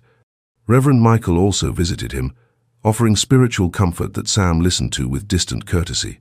"God has a plan for all of us," the priest would repeat. "We must accept his will, however painful it may be." "And what if it wasn't God's will, Reverend?" Sam replied on one occasion. "What if it was just the will of a man with more money and more power than me?" Reverend Michael had no answer for that. One afternoon, 10 days after Elias's departure, Tom Miller, the postman, stopped at the ranch. He didn't bring mail, but news. "They've seen the businessman and the child in the city," he commented, adjusting his hat. "He rented a big house in Bozeman while he arranges the papers to take him to the capital." Sam, who was mechanically cleaning the garden tools, looked up with sudden interest. "Bozeman? He didn't take him directly to Denver?" "It seems so. My cousin works at the hardware store there, and he saw him buying things for the house. He says the child looked unwell, wouldn't stop crying." Something stirred inside Sam, a mixture of concern for Elias and a spark of hope. "Do you know where exactly?" he asked, trying to keep his tone casual. Tom, always eager to share information, needed no further encouragement. "In the residential area near the Central Park. A white house with blue railings. They say he hired a local nanny because the child won't stop crying and asking for his grandpa." The news pierced Sam like a lightning bolt. Elias remembered him, missed him. The thought was simultaneously comforting and heart-wrenching. That night, Sam couldn't sleep. The idea of Elias suffering, crying for him, was unbearable. He tossed and turned in his bed, tormented by helplessness. Near dawn, he made a decision. He couldn't just do nothing. At the very least, he had to verify that Elias was okay, that he was gradually adapting to his new life. Perhaps if James saw the child's condition, he would reconsider allowing some contact. With the first light, Sam prepared for the trip. He shaved carefully, put on his least worn shirt, and packed a small bundle with a change of clothes. As a last thought, he added a wooden toy he had been carving for Elias, but hadn't finished before his departure. "I'm going to the city for a few days," he informed Martha May when she arrived for her usual visit. "I need to know how Elias is." The midwife looked at him with concern. "Sam, are you sure? You could make things worse if Crawford interprets your presence as a threat." "I'm not going to cause trouble," Sam assured her. "I just want to see him, even from a distance. I need to know he's okay." Martha May understood that nothing would dissuade him. "Be careful and call the rectory when you arrive so we know you're okay." The trip to Bozeman was uncomfortable and long. First on the rickety bus that connected Havenwood to the main highway, then on a crowded shuttle that moved slowly through towns and ranches. Sam watched the landscape gradually change, the familiar cornfields giving way to more urbanized areas, small settlements turning into suburbs as they approached the city. Every mile took him further from his known world and deeper into a territory where he felt like a foreigner. Bozeman was a medium-sized city, but for someone accustomed to rural life, it was overwhelming. Paved streets, multi-story buildings, constant traffic, crowds moving hastily without the leisurely pace of the countryside. Sam got off at the bus terminal, disoriented amidst the noise and activity. By asking several passers-by, he managed to get his bearings and head towards the residential area mentioned by Tom. The contrast between his figure, an old man with sun-weathered skin, simply dressed and carrying a small bundle, and the elegant houses, couldn't be greater. Some people looked at him with suspicion as he walked along the impeccable sidewalks, searching for the White House with blue railings. Finally he found it, a large, modern-style residence surrounded by a well-kept garden. Sam stopped at the opposite corner, observing the property from a safe distance. A luxury car, he recognized it as James's, was parked in the open garage. For hours, he waited patiently, alternating his position so as not to draw too much attention. In the mid-afternoon, the front door finally opened. James Crawford came out, accompanied by a young woman carrying Elias in her arms. Sam's heart leaped at the sight of the child. Even from a distance he looked thinner, or perhaps it was just his imagination. The woman, probably the nanny Tom had mentioned, placed him in a stroller and began to push him towards the nearby park. Without a second thought, Sam followed, always keeping a safe distance. From afar, he watched as the nanny set Elias up in a playground area, trying to entertain him on the toddler swings. The child seemed apathetic, showing none of the enthusiasm he used to express when Sam took him to the creek or the garden. Getting a little closer, partially hidden behind a tree, Sam could see him more clearly. Elias's face had lost its cheerful roundness. His eyes, always curious and bright, now looked without real interest at the toys the nanny offered him. "He doesn't want to eat well," Sam overheard the nanny say as she began to chat with another caregiver. "The mister is worried, says he used to be a very active child, and now he barely smiles." "It's normal," the other woman replied. "Children feel the changes. Give it time. It's been almost 2 weeks." "I know," the nanny sighed, "but he keeps asking for his tata. I think that's what he called his grandpa, or whoever took care of him before." Sam felt a lump in his throat. Tata was indeed what Elias had started to call him in his first attempts to speak. While the women talked, Elias looked around the park, as if searching for something or someone. Suddenly his eyes stopped exactly where Sam was standing. For an eternal instant, their gazes met. The change was instantaneous. Elias's face lit up with a radiant smile, and he began to wave his arms, pointing towards Sam and babbling excitedly, "Tata, Tata!" The nanny turned, following the direction the child was pointing. Sam, aware that he had been discovered, hesitated for a crucial second between fleeing and approaching. The expression of happiness on Elias's face resolved his doubts. With slow but determined steps, he came out of his hiding place and approached. The nanny watched him with suspicion, instinctively clutching Elias to herself. "Good afternoon," Sam greeted with all the formality he could muster. "I don't want to cause any trouble. I just wanted to see that the boy was all right." "Who are you?" the woman asked, although from Elias's reaction, who was still reaching his arms towards him and calling him Tata with increasing insistence, the answer was obvious. "I'm Sam Hemlock. I took care of Elias before Mr. Crawford claimed him." The nanny's expression changed from suspicion to recognition. "You're the grandpa he always talks about." It wasn't a question. "I'm not his grandpa by blood," Sam replied humbly, "but I cared for him as if I were." Elias, frustrated by the conversation that was delaying their reunion, began to cry, stretching his arms with more urgency towards Sam. The nanny, visibly conflicted, looked at the child and then at the old man. "Mr. Crawford will fire me if I let a stranger get near the child." "Just a moment," Sam pleaded. "I just want to say hello, to let him know I haven't forgotten him. Please." Something in the sincerity of his voice, or perhaps Elias's increasingly desperate cries, softened the nanny's resistance. With evident caution, she allowed Sam to approach. As soon as he was close enough, Elias literally launched himself at him. Sam caught him in his arms with a natural movement born of months of care. The child immediately clung to his neck, hiding his face against his chest as his little sobs turned into sounds of joy. "Hello, kiddo," Sam murmured, his voice cracking with emotion. "I missed you so much." For several minutes, the world was reduced to that embrace. Sam breathed in the child's familiar scent, felt his warmth, heard his enthusiastic babbling. It was like recovering an amputated part of himself. The nanny watched them with a mixture of tenderness and nervousness. "I have to take him back soon," she warned finally. "Mr. Crawford gets home at 5. Sam nodded, aware that these precious moments were stolen. Gently he tried to return Elias to the nanny's arms, but the child clung to him with surprising strength, breaking into tears again at the prospect of being separated. "Elias, I have to go now," Sam tried to explain, although he knew the child couldn't fully understand. "But look, I brought you something." From his pocket, he took out the small wooden toy, a finely carved horse with detailed manes and a lively expression. Elias took it with fascination, recognizing the style of the toys Sam used to make for him. "So you remember me?" the old man murmured, trying to hold back his tears. "Your Tata always thinks of you." With infinite effort, he managed to transfer the child to the nanny's arms. Elias protested, but was partially distracted by the new toy. "Thank you," Sam said to the young woman. "Take good care of him, please. He's a good boy." She nodded, moved despite her compromised situation. You should go before someone else sees you. Mr. Crawford has friends in this area." Sam understood the risk.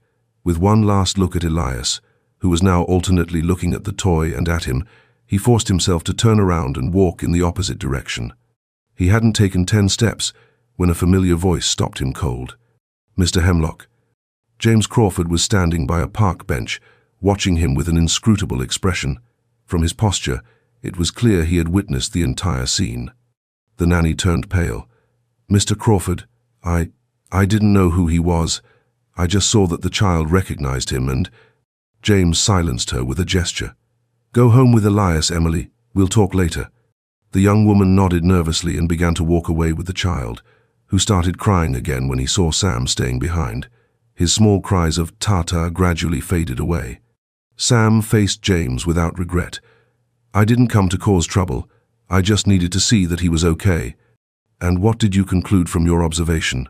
James asked, his tone surprisingly lacking in hostility. "That he's not okay," Sam replied honestly. "He's thinner, less cheerful. I know him, Mr. Crawford. That's not the Elias who left my house." A flash of guilt crossed the businessman's face. "It's been a difficult transition for everyone."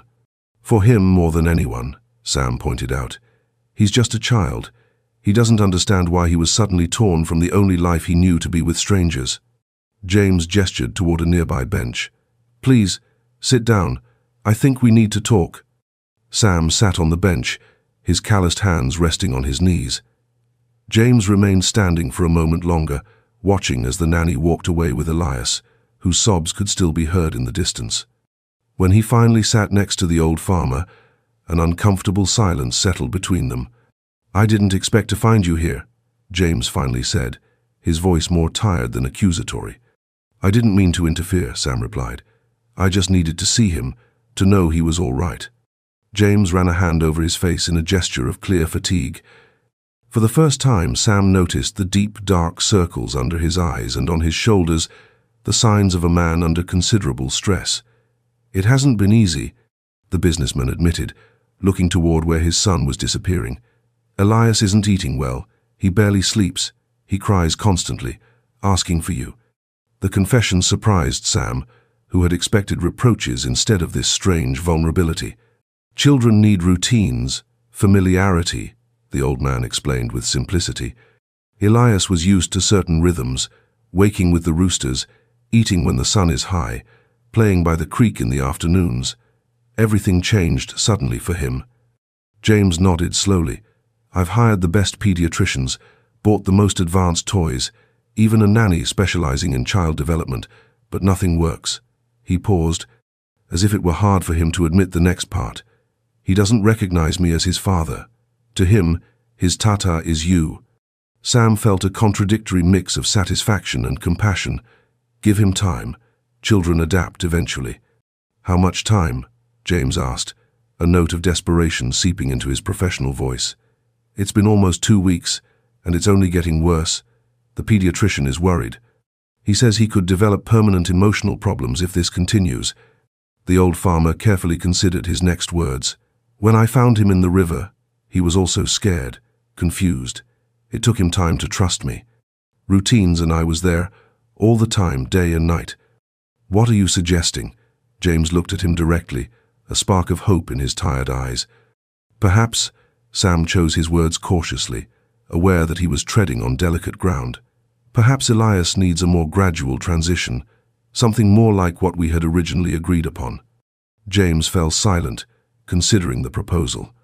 His expression revealed an internal conflict between his pride, his legal rights as a father, and the stark reality of his son's suffering. "My lawyer warned me against any intermediate arrangement," he confessed finally. "He said it could complicate the legal situation, that I had to establish my parental authority immediately." "With all due respect, Mr. Crawford, lawyers understand laws, not the hearts of children." The observation seemed to strike something deep in James. For a long moment, he stared at the horizon, where the sun was beginning its descent, bathing the park in a golden light. "What exactly would you propose?" he asked at last. Sam took a deep breath, not daring to believe he was actually considering his words. "Let me visit Elias regularly. Perhaps I could come for a few hours a day, help with his routines, Show him that we are both present in his life. Gradually, he will come to accept you as his father, while maintaining the security that my presence provides him." James narrowed his eyes, evaluating the proposal. "And after that?" "After that, when Elias is more adapted, when he recognizes you as his father and feels secure, I can gradually step away." The words hurt to say, but Sam knew it was the only offer James might accept. "You're telling me you would help me get my son to accept me, knowing that it means you will eventually be out of his life?" Sam nodded solemnly. "What I want is for Elias to be well. If that means I have to help you build a bond with him, accepting that one day he will no longer need me, that's a price I'm willing to pay." The answer seemed to move James more than any previous argument. The businessman studied Sam's weathered face, as if looking for signs of deceit or manipulation, but found only sincere concern for the child's well-being. "I'd have to think about it," he said finally. "Talk to the pediatrician, consider the implications." "Of course," Sam conceded, not pushing. "In the meantime, I could stay a few days in Bozeman. There's a boarding house near the square that seems affordable." James gestured dismissively.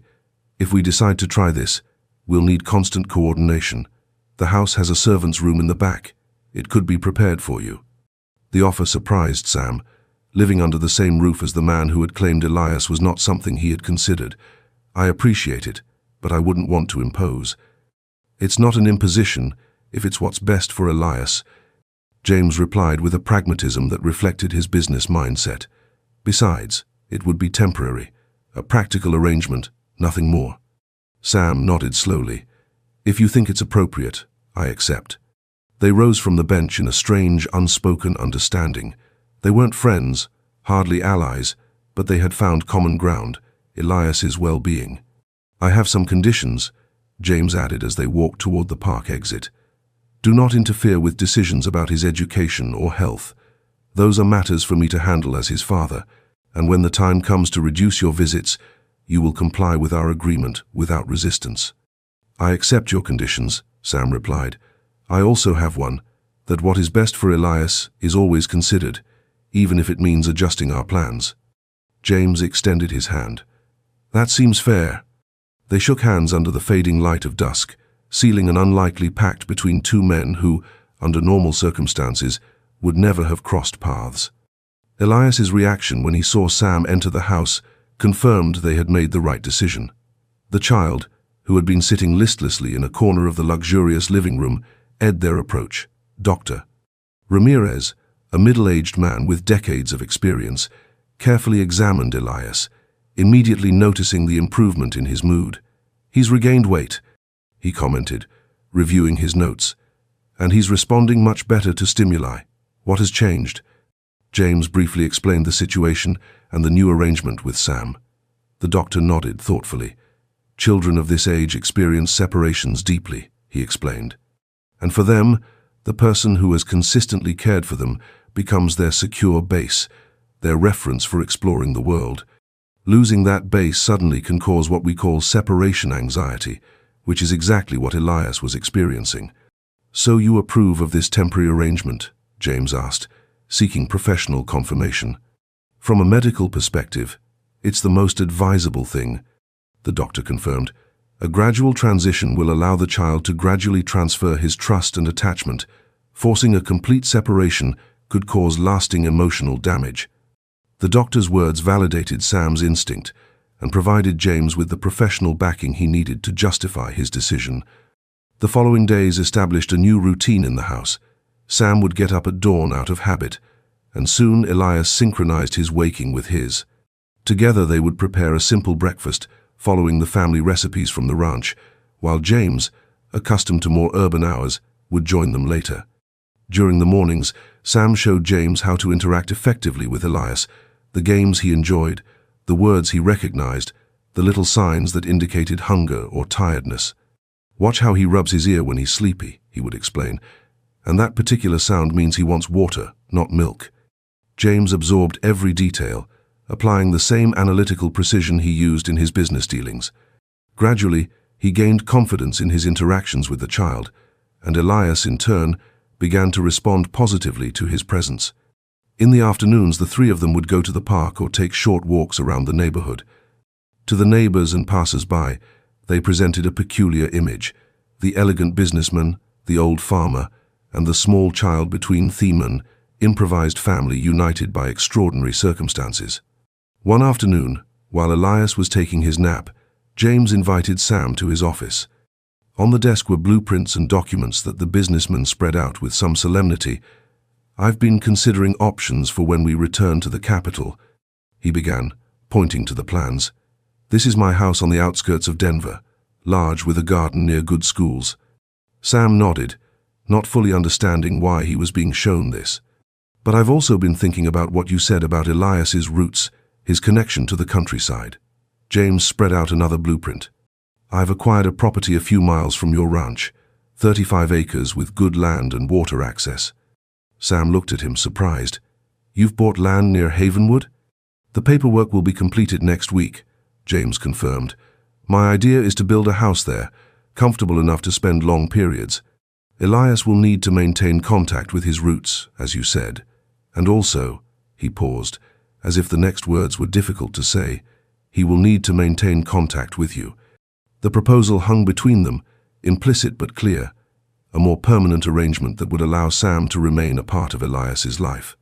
"That's very generous," the old man finally replied, genuinely moved, "but I wouldn't want to be a perpetual imposition on your lives." "It's not about generosity or imposition," James replied pragmatically. "It's what's best for Elias, and I've learned that when it comes to my son, I have to set aside my pride and do what truly benefits him." Sam recognized in those words a maturity he had underestimated in the businessman. He understood that this man, despite his initially harsh methods, genuinely wanted to be a good father. "In that case, I accept," he said simply, "for Elias." A week later, the results of the new approach were evident. Elias had completely regained his weight and vitality. More importantly, he began to show signs of healthy attachment to James. He would extend his arms for him to pick him up, seek his approval after small achievements, and occasionally call him Papa, a variation of Dad that Sam had been quietly teaching him. The first time it happened, during dinner, everyone froze for a moment. Elias, nibbling on a piece of fruit, looked at James and clearly pronounced, "Papa," extending his little hand toward him. The businessman's face transformed with an emotion so pure and vulnerable that Sam had to look away, feeling he was witnessing something too intimate. "Yes, son," James replied with a broken voice. "I'm your papa." That night, while Elias slept peacefully, James sought out Sam in the small room he occupied. "I can never thank you enough," he said with a sincerity that left no room for doubt. "Not just for taking care of him when I didn't know he existed, but for helping me build this bond with him now." "There's nothing to thank me for," Sam replied. "Elias's well-being is all that matters." James nodded, understanding the depth of that shared commitment. "Tomorrow, we'll start preparing to move to Denver. The house near your ranch will take a few months to be ready, but in the meantime, I'd like you to consider coming with us to the capital." The invitation took Sam by surprise. The idea of the big city, with its noise, crowds, and fast pace, was intimidating to him. "I don't know if I would fit into that world, Mr. Crawford." "Probably not," James conceded with a surprisingly warm smile. "Just like I would never fully fit into Havenwood. But we both fit into Elias's life. That's what matters." Denver greeted Sam with its overwhelming immensity, buildings that seemed to touch the clouds, endless avenues crowded with vehicles, multitudes moving hastily in all directions. For a man accustomed to the slow pace of the countryside, the metropolis was a constant assault on the senses. James's house in Cherry Creek, an exclusive neighborhood on the outskirts of the city, was a modern mansion with elegant lines, surrounded by an impeccable garden and protected by high walls and a security system. The room assigned to Sam, though modest compared to the rest of the house, was luxurious by his standards. A large bed, a private bathroom with constant hot water, and windows overlooking a small inner courtyard. "I hope you feel comfortable," James commented as he showed him the facilities. "I've asked the staff to adjust their schedules to respect your routines with Elias." The mansion had a team of staff, a cook, a maid, a gardener, and a chauffeur, all managed by Mrs. Mercedes, a stern-faced housekeeper who looked at Sam with obvious curiosity when he was introduced. "Mr. Hemlock has full authority in all matters concerning Elias," James explained to the assembled staff. His instructions must be followed to the letter. Despite the respectful treatment, Sam felt like a fish out of water. Elaborate meals, conversations on topics he knew nothing about, implicit social protocols, everything felt strange and slightly intimidating. However, Elias's presence compensated for any discomfort. The child had handled the journey surprisingly well and seemed to be adapting easily to his new environment as long as Sam and James were nearby. A routine began to take hold. In the mornings, Sam and Elias had an early breakfast, usually alone, as James often had morning meetings. The old farmer had insisted on preparing some traditional foods himself, like oatmeal and cornbread, to maintain a connection with the child's cultural roots. They spent the mornings exploring the garden, where Sam, to the gardener's surprise and some consternation, had started a small vegetable patch in a sunny corner. He taught Elias to recognize plants, to touch the earth with respect, to observe the insects and birds that visited the space. "The earth is life, kiddo," he would explain as they planted pumpkin seeds together. "Never forget that, even if you live in the city." In the afternoons, when James returned from his offices, the three of them would usually take walks in the nearby park, or sometimes visit places adapted for small children, zoos, theme parks, public gardens. For Sam, these excursions were simultaneously fascinating and exhausting. "How can so many people live piled up like this?" he asked one afternoon as they returned from City Park, where the crowds had surrounded them constantly. "It's different, not better or worse," replied James, who had gradually developed a genuine respect for the old farmer's perspective. "Every way of life has its advantages." As the weeks passed, the dynamic between the two men evolved into an unexpected mutual respect. For James, Sam's practical wisdom, his intuitive knowledge of nature and child development, represented qualities that money couldn't buy. For Sam, James's commitment to Elias's well-being, his willingness to learn and adapt, revealed a deeper character than his initial impression of a rich, arrogant man. Elias, meanwhile, flourished with this strange, improvised family. He had begun to speak more fluently, mixing the standard English he heard from James with the rural expressions and old mountain sayings that Sam had taught him. His personality developed with traits taken from both, James's analytical curiosity and Sam's contemplative patience. One morning, about a month after their arrival in the city, James summoned Sam to his office. His expression was exceptionally serious. "New developments have arisen," he began, pointing to some documents on his desk. "The construction of the house in Montana is moving faster than expected. It could be ready in a month." "That's good news," Sam replied, though something in James's tone told him there was more. "I also received this." James handed him an official envelope. "It's from the family court. Laura's family, the Bennetts, have learned of Elias's existence and are suing for visitation rights as maternal grandparents." Sam felt a chill. More complications, more people claiming a place in the child's life. What does this mean exactly? "The Bennetts are an influential family," James explained, the tension evident in his voice. "They were estranged from Laura. They disapproved of our relationship. Now they want to reconnect with their only grandson. And you don't want to allow it?" James stood up, pacing restlessly around the room. "I don't trust them. They looked down on Laura when she needed them most. They even disinherited her when she decided to marry me. Now, suddenly, they're interested in Elias." He paused significantly. "Or perhaps they're interested in controlling him, and with him, a part of my fortune." Sam considered the situation. "The child deserves to know his mother's family." "I know," James admitted, "but on their terms, not mine. They're demanding immediate visits, holidays at their house without my presence, influence in educational decisions." He shook his head. "My lawyer says they have a strong case. As biological grandparents, they have certain legal rights. What can we do?" The use of "we" did not go unnoticed by James, who managed a tense smile. "My lawyer suggests accelerating the move to Montana. Establishing rural residency could legally complicate the frequent visits they're aiming for. Besides, we could more easily establish our own rules." Sam nodded, understanding the strategy, When would we leave? Next week. The house isn't completely finished, but the essentials are ready. Water, electricity, the main rooms. James paused, observing the old farmer attentively. There's something else I need to ask you, Sam. The serious tone alerted Sam. What is it? I need to know if I can count on you in the long term, James said directly, not as temporary help, but as a permanent part of Elias's life. The question took Sam by surprise. I thought the plan was always for me to gradually step away. That was the initial plan, James conceded. But I've been observing the dynamic between you. The bond you share is special, deep. It would be cruel and counterproductive to break it artificially. He paused. Besides, I've come to value your presence, not just for Elias, but for me as well. Your perspective, your wisdom, these are qualities I want in my son's life. The sincerity in his voice was undeniable. Sam felt an emotion he didn't expect, gratitude, and an unexpected sense of validation.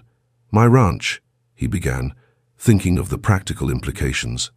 We could incorporate it into the new property, James replied, clearly having already considered this objection. Unify the lands, maintain your crops, even expand them if you wish. The offer was generous, almost overwhelming. Sam took a moment to process it. I'd need to think about it. Of course, James nodded, but I'd like to have your answer before we leave for Montana. This arrangement needs to be clear and stable for everyone, especially for Elias. The day before their scheduled departure for Montana, the Bennetts appeared unexpectedly at the mansion. Despite instructions not to receive them, they managed to gain access, insisting on their legal rights. Sam watched from a safe distance as James confronted an elegantly dressed elderly couple in the foyer. The tension was palpable. We have a right to meet our grandson, the man, a stern-looking academic, insisted. The court has acknowledged our petition. The court has agreed to review it, which is different, James corrected coldly.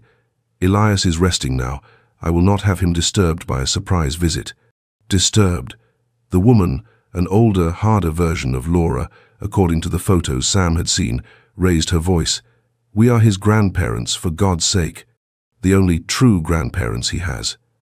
The statement, clearly audible in the adjacent room where Sam was with Elias, resonated with painful clarity. The old farmer felt the sting of truth in those words, however cruel their intent. The argument continued, with accusations and recriminations flying between James and the Bennetts' references to the past, to the turbulent relationship with Laura, to abandoned responsibilities. In the midst of the discussion, Elias, alarmed by the raised voices, began to cry. Sam tried to comfort him, but the child, with a perception that seemed beyond his years, sensed that something important was happening. Let's go outside, kiddo, Sam whispered, trying to get him away from the conflict. Let's see the butterflies in the garden. But before they could leave, the door burst open. Mrs. Bennett, having heard the crying, had decided to take the initiative. Is that him? She asked, her eyes fixed on Elias. Is that our grandson? An awkward silence filled the room. Sam instinctively placed a protective hand on Elias's shoulder, who clung to his leg, warily observing the strangers. Adriana, I asked you to wait. James appeared at the door, visibly tense. Sam, please take Elias to the garden. Sam, Mr. Bennett, who had followed his wife, looked at the old farmer with a mixture of curiosity and disdain. Who is this man? He's the one who found and cared for Elias after your daughter abandoned him, James replied with deliberate harshness. Mrs. Bennett paled at the accusation. Laura never would have abandoned her son voluntarily. You must have pushed her to some extreme. The argument threatened to reignite, this time with Elias as a direct witness. Sam, quickly assessing the situation, made a decision. Excuse me, he intervened with surprising firmness, but this is neither the time nor the place. The boy is frightened. All eyes turned to him, surprised by his intervention. The natural authority in his voice, born from decades of working the land and facing its challenges, imposed a momentary silence. You are right about one thing, he continued, addressing the Bennetts. You are Elias's biological grandparents, and that's important. But right now the most important thing is his well-being. He pointed to the child, who was indeed showing clear signs of distress. You can discuss your differences when he is not present. Mrs. Bennett, recovering from her initial surprise, studied Sam with new eyes. "You are the one who found him, who has been caring for him all this time." "That's right, ma'am." A flash of something recognition, respect, crossed the woman's face.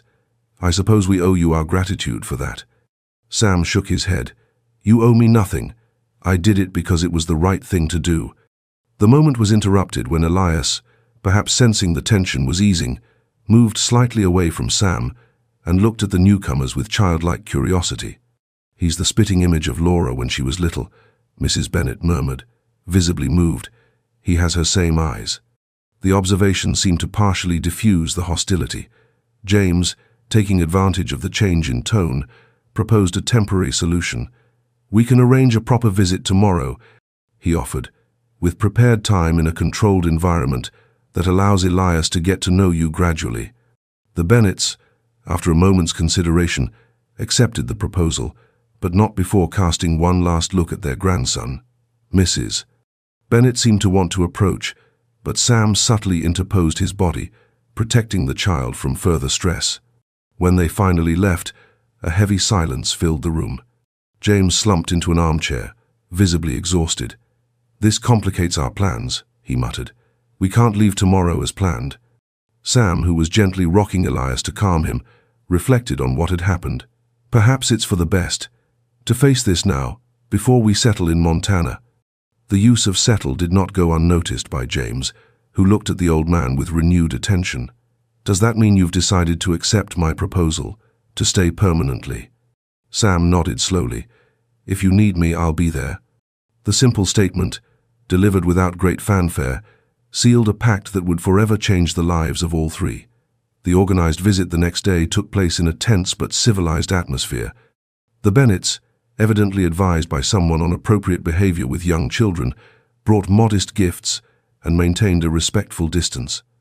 Elias, naturally cautious with strangers, observed these new visitors from the safety provided by the closeness of Sam and James. Gradually, enticed by the toys and attention, he began to interact timidly. Sam watched the scene with mixed feelings. On one hand, he recognized the importance for Elias to know his maternal roots. On the other, he perceived in the Bennets a rigidity, a formality that contrasted sharply with the warmth the child needed. "It's clear they have good intentions," he commented later to James, after the visitors had left with the promise of regular meetings. "But there's something distant in the way they relate to him. They've always been like that," James confirmed. "Cold. It was that coldness, that constant demand for perfection, that was one of the reasons our relationship deteriorated. She never truly got over her childhood wounds." The observation illuminated for Sam an aspect of the story he hadn't fully considered, how Laura's past had influenced her desperate actions, including the abandonment of Elias. That night, as he helped put the child to bed, Sam contemplated the complex web of relationships and circumstances that had converged to bring them to this point. How many twists of fate, how many personal decisions, how many sorrows and hopes had intertwined to create this improbable family. "Rest, kiddo," he murmured, kissing Elias's forehead. "Tomorrow is another day." Outside, an unexpected storm lashed the city, reminding him of that fateful night when it all began. The storm that hit Denver that night seemed like an omen. At dawn, the news reported flooding in several sectors, fallen trees and power outages. From his bedroom window, Sam watched the usually immaculate garden, now littered with branches and leaves torn by the wind. "Do you think this will delay our departure?" he asked James during breakfast. "The highways to Montana are affected," the businessman replied, checking his phone. "My assistant suggests waiting at least 2 days until conditions improve." Elias, oblivious to these concerns, played happily with his oatmeal, making little mountains that he then squashed with his spoon. The doorbell interrupted the family moment. Mercedes, the housekeeper, appeared with a worried expression. "Sir, the Bennets are here. They insist on speaking with you urgently." James frowned. "So early? Tell them we're having breakfast." "I already told them, sir, but they insist it's a matter of extreme urgency." With a sigh of resignation, James stood up. "Sam, could you stay with Elias? I'll handle this quickly." However, as soon as James left the dining room, the child began to get restless, as if sensing the tension in the air. Sam tried to distract him, but Elias insisted on getting down from his chair. "Do you want to go see your papa?" he asked, understanding the little one's intention. "Papa," Elias confirmed, stretching out his arms. Following his instinct not to cross the child, Sam took him in his arms and headed toward where James was talking with the Bennets. He stopped at the threshold of the living room, trying to remain discreet but close enough to hear the discussion, which was already in full swing. The Bennets had brought a man who introduced himself as their lawyer, who was holding official documents. "It's a temporary court order," the lawyer explained, authorizing the Bennets to take the minor for the weekend to establish family ties. James, visibly upset, reviewed the documents. "This is unacceptable. Yesterday we agreed on supervised gradual visits. How did you obtain this order without prior notification?" "We have contacts in the judicial system," Mr. Bennet replied, not hiding his influence. "It was clear you were trying to take the child far from the city to obstruct our rights." "He's my son." James's voice rose dangerously. "You can't just show up and take him for days. He barely knows you. He'll be traumatized." "That's what adaptation periods are for," Mrs. Bennet intervened with calculated coldness. "If you cooperated instead of obstructing, this would be easier for everyone." "Cooperate?" James let out a bitter laugh. "Like you cooperated when Laura needed you, right? You abandoned her when she needed you most, and now you claim rights over her son?" The verbal blow hit its mark. "Mrs." Bennet visibly paled, while her husband took a threatening step toward James. "Don't you dare mention our daughter's name. You have no idea of the pain her death caused us." "And what about the pain you caused her in life? The times you rejected her made her feel inadequate." The argument was escalating dangerously when Elias, upset by the raised voices, began to cry in Sam's arms. The sound immediately drew everyone's attention. "Why is the child here?" "Mrs." Bennet exclaimed. "He shouldn't witness this." James quickly approached, taking Elias from Sam's arms. "Easy, son. Everything's fine." But the little one, far from calming down, reached his arms out again toward Sam, calling him anxiously, "Tata!" The scene created an uncomfortable silence. The Bennets watched with clear disapproval the child's preference for the old farmer. "Who exactly is this man?" "Mr." Bennet finally asked, pointing at Sam. "You evaded the question yesterday." James, still trying to calm Elias, exhaled with frustration. "I already told you. Sam found Elias after Laura abandoned him. He cared for him for months before I even knew he existed." "And why is he still here?" insisted Mrs. Bennet. "What role does he play exactly?" "He's part of Elias's family now," James replied firmly. "A bond that I respect and value." The statement seemed to scandalize the Bennets. "Family? This uneducated farmer has no relation to our grandson. It's absurd to keep him around, confusing the child about his true family ties." Sam, who had remained silent, felt the impact of those words like a physical blow, not for the disparagement of him personally, but for the denial of his bond with Elias. James, however, did not yield. "Sam has been more of a family to Elias than you ever were. He was there when no one else was. And as long as I am this child's father, you will respect his place in our lives." The lawyer, sensing the situation was getting out of control, intervened in a professional tone. "Regardless of personal arrangements, the court order is clear. The Bennets have the right to take the minor this weekend. I suggest you comply voluntarily to avoid police intervention." The mention of the police raised the tension even further. Elias, feeling the conflict, cried louder and louder, now clinging to James but constantly looking at Sam, as if seeking security in both figures. "This is a mistake," James insisted. "Elias is not ready to be separated for days from the people he knows and trusts. That's precisely why it's necessary to start as soon as possible." "Mrs." Bennet argued. "Every day that passes with inadequate influences makes it harder to establish healthy bonds." The comment, clearly directed at Sam, prompted the old farmer to finally speak. "With all due respect, ma'am," he said in a calm but firm voice, "Elias is a healthy and happy child. He doesn't need to be corrected. He needs to be respected." Mrs. Bennet looked at him with disdain.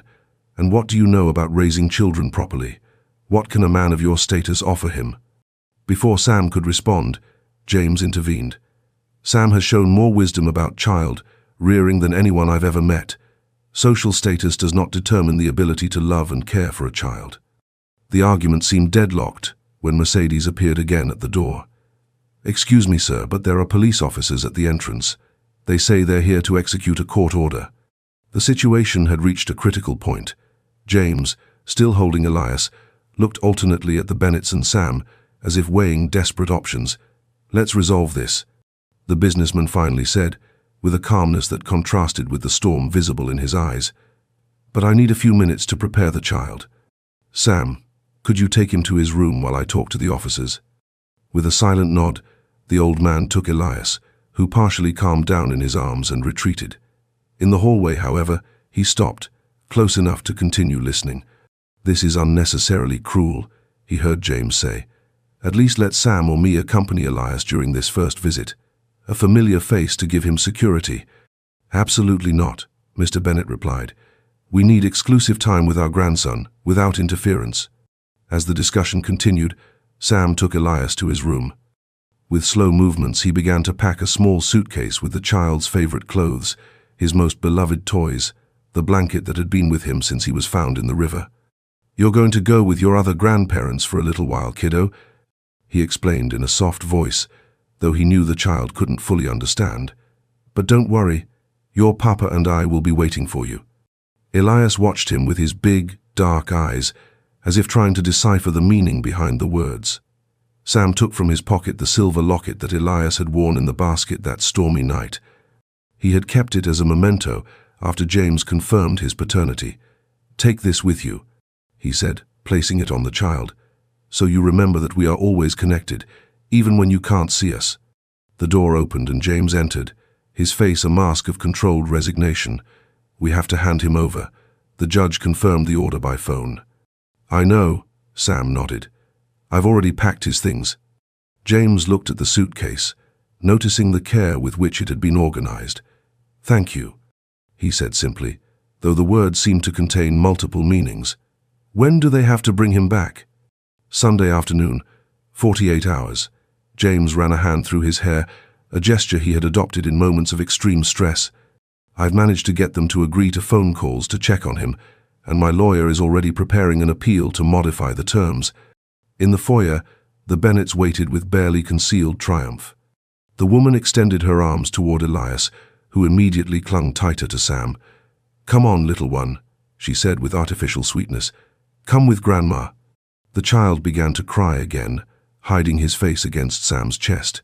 "Perhaps it would be better if the father transferred him," the lawyer suggested, sensing the situation could get complicated. With infinite reluctance, Sam handed Elias to James, who in turn tried to gradually bring the child closer to his maternal grandparents. The little one resisted, crying louder and louder. "This isn't working," Mr. Bennett observed impatiently. "You're just complicating a simple situation." "It's simple for you," James retorted, his control slipping, "not for a scared child." Finally, after several attempts, they managed to transfer Elias into Mrs. Bennett's arms. The child cried inconsolably, stretching his arms toward James and Sam, calling them between sobs, "Papa, Tata." The scene was heartbreaking. Sam felt each cry like a stab, but he stood firm, aware that showing his own pain would only worsen the situation for the child. "The suitcase has instructions about his routines," he explained in a controlled voice. "He likes to be sung to before sleep, and he needs his blanket to feel safe." Mrs. Bennett barely listened as her husband took the suitcase and headed quickly toward the exit. Elias continued to cry, his little face red with effort, as he was carried toward a car where a chauffeur was waiting. "We'll give him the best care, Mr." Bennett said dryly. "We don't need advice from—" "Richard," his wife interrupted in a warning tone, perhaps remembering the presence of the officers. Without another word, the Bennetts left with Elias, whose cries could still be heard as the vehicle drove away. The silence that fell over the house after their departure was oppressive. James stood motionless in the foyer, his face a mask of contained fury and despair. "This is my fault," he finally said. "I should have foreseen they would do something like this. I should have accelerated our departure to Montana." "Don't blame yourself," Sam replied with forced calm. "No one could have anticipated they would act so drastically." James looked at him with a mixture of gratitude and admiration for his serenity. "How can you be so calm? I feel like I could destroy this house with my own hands." "I'm not calm," the old man confessed. I'm terrified for Elias, but losing control now won't help him. The next few hours were a torment of waiting. James contacted his lawyer, seeking any legal recourse to modify or revoke the court order. Sam, meanwhile, sat in the garden, watching the sky where threatening clouds continued to gather, promising more rain. At dusk, when the agreed-upon time for the phone call finally arrived, both men waited tensely by the phone. Mr. Bennett's voice sounded distant, professional. The child is fine. He ate dinner properly and is now sleeping. Can I speak to him? James requested. I already told you, he's asleep. We're not going to. Has he cried a lot? Sam intervened, unable to contain himself. There was a pause on the other end of the line. Who's speaking? Sam Hemlock. I just want to know if he has calmed down. This is a family conversation, sir. I don't see why I should. James interrupted sharply. Sam has every right to ask about Elias's well-being. Answer his question, please. Another tense pause. The child cried initially, as was to be expected.